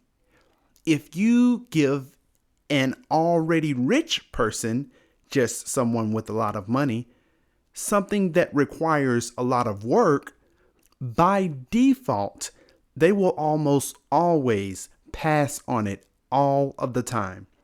That's because they don't really need the money. However, if you give a wealthy person any type of plan of action or information for any amount of money, whether they are broke or rich, they will do whatever makes the most sense. There is no default answer for a wealthy person because it depends on the information. They make intelligent decisions regardless of their default makeup. So it's not whether that wealthy person needs the money, it's whether that wealthy person makes good decisions.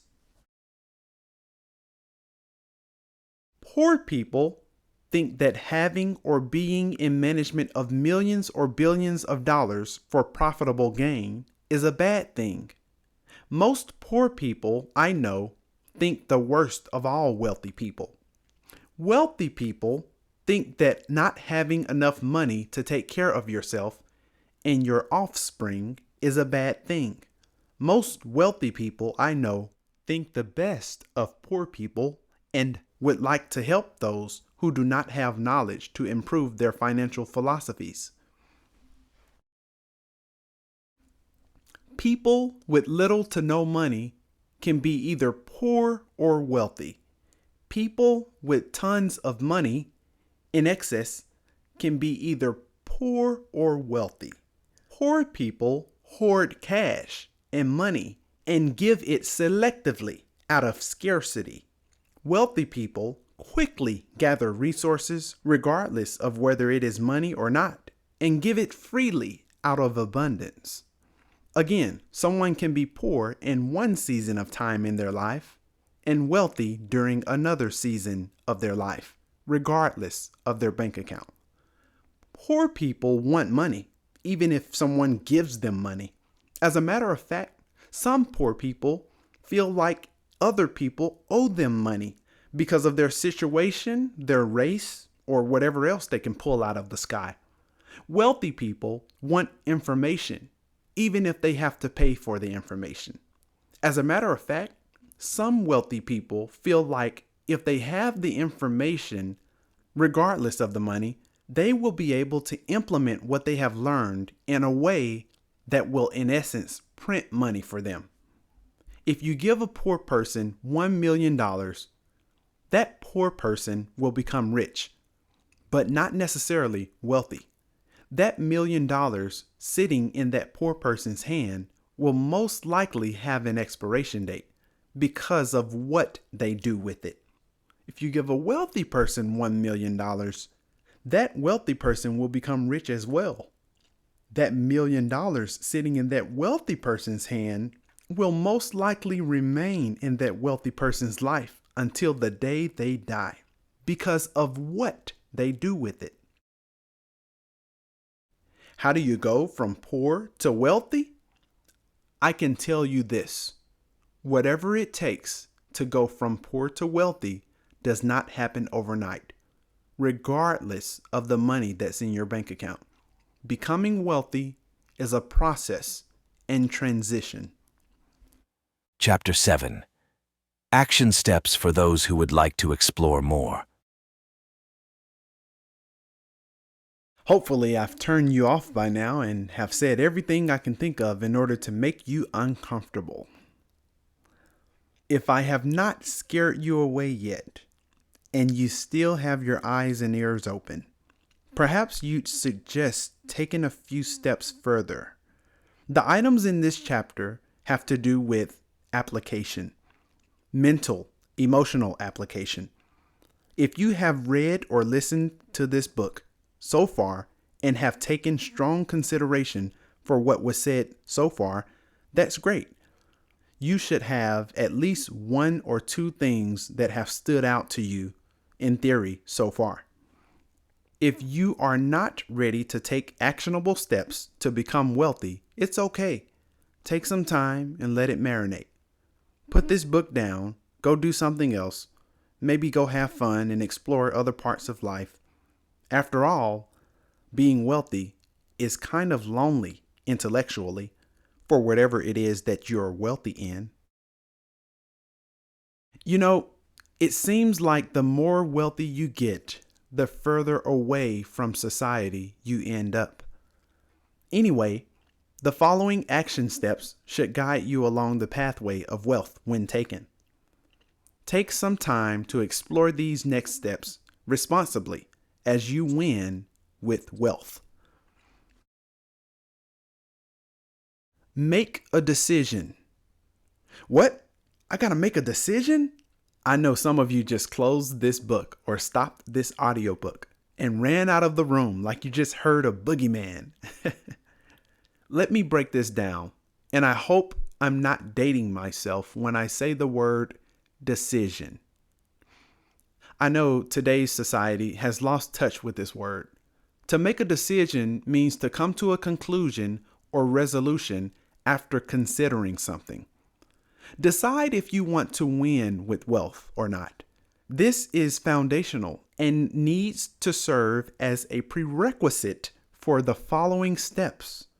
If you don't plan to practice or benefit from wealth, let this just be a nice little short book that you have under your belt. Then you can continue to live your life as it was. But if you would like to benefit from and practice wealth a little more, take this seriously and pause for a second and decide now for good that you will play the long game of wealth in every area of life. Practice understanding wealth. Thought audit. Your actions and decisions follow your thoughts and your perspective. Thought auditing should happen throughout your day as it pertains to both your habits and the habits of those who are around you. Why the people around you? Because those are the most influential people in your life, whether you know it or not. So, by doing this, you're essentially closely observing the situation. You can then observe what you are thinking, why you are thinking that, and who or what might be influencing you to think that way or think those thoughts. View life through your wealthy lens. Lastly, I want you to observe and learn from those who are practicing wealth every day. Think about those who you know and observe what they do and listen to what they say. Then add that up to perceive how they think. Now, it's important that you don't play with this and do this with ill intent. You're only doing this to see if there is a difference between wealthy and poor. You're not doing this to make judgment, point out people's flaws, or condescend. It's normal to practice viewing things through the lens of what you just learned. When young doctors get their medical degree, they naturally begin to view the world and people in their world according to what they know about medicine. Plastic surgeons might naturally, subconsciously, begin to look at people's nose and facial structure differently. Cardiologists might begin to naturally look at what people eat and how much cardio exercise they do. Let's continue to use money as our example here. You might know someone who has a lot of money or a high-paying job. Try not to look at their money, but look at what they do concerning money. Be interested in how they move rather than only being interested in what they have. After all, they could be rich and poor at the same time. Remember, just because they are not broke and they have money does not mean they are wealthy. You will find that you might have some of the wealthiest people in your family and you just don't know it because they don't flaunt their money, but rather live a lifestyle of making wise decisions with their money. Observe what you observe and move on. I'm repeating myself. Do not practice microjudging. I just came up with that phrase and I think you might know what I mean. Be responsible with your observing. Continue to see the beauty in people and celebrate them.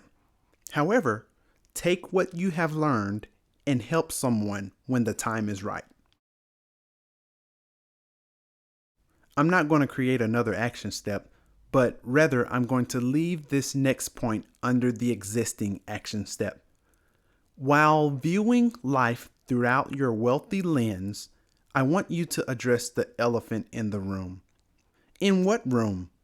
In every room that you experience in life, just about these days, while being a part of society. There is an ungodly ratio of poor people to wealthy people. If my opinion serves me right, there's about 99% of people that are poor and 1% of people that are wealthy. Oh, that sounds like the other 1% people complain about all the time and blame for everything.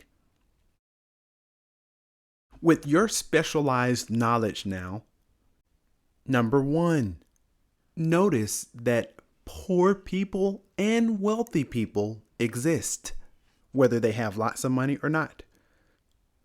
Number 2, stand firm on what you know. Number 3, allow things that happen to happen without negatively reacting. And number 4, remain calm. Okay, Josh, things just got weird. What are you talking about?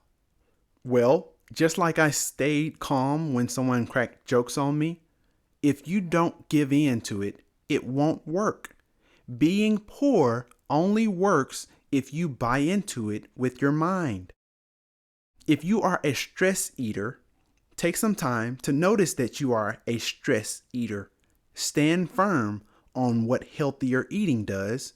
Allow your emotions to play out without negatively reacting, like doing more stress eating, and remain calm. Sometimes you'll need to do this when you are around friends or coworkers who you might perform stress eating with. The same goes with your money. It takes courage to look through the wealthy lens and not overspend your seed money with your girlfriend, boyfriend, spouse, or in public with friends. It takes calm courage to look through your wealthy lens and not overeat while seeing all that food, which happens to be in your reach during Thanksgiving around a house full of people who are taking bite after bite, and you're not full yet. Here's why I say that. Here's why I say to notice that it exists and remain calm. It is because it will always seem like you are the one who's crazy.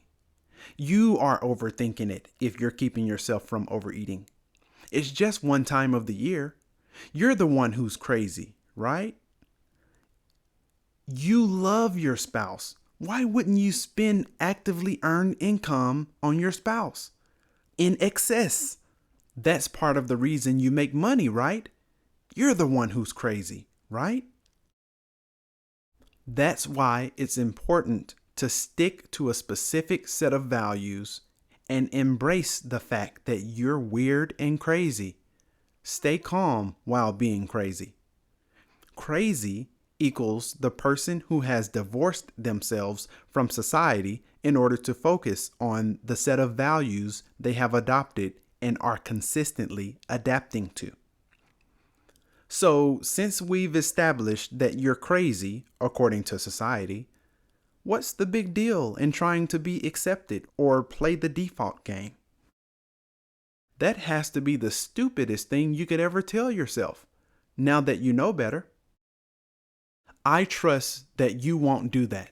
Instead, you'll just focus on being wealthy, playing the wealth game, and winning in every area of life. Why? Say it with me, because wealthy always wins.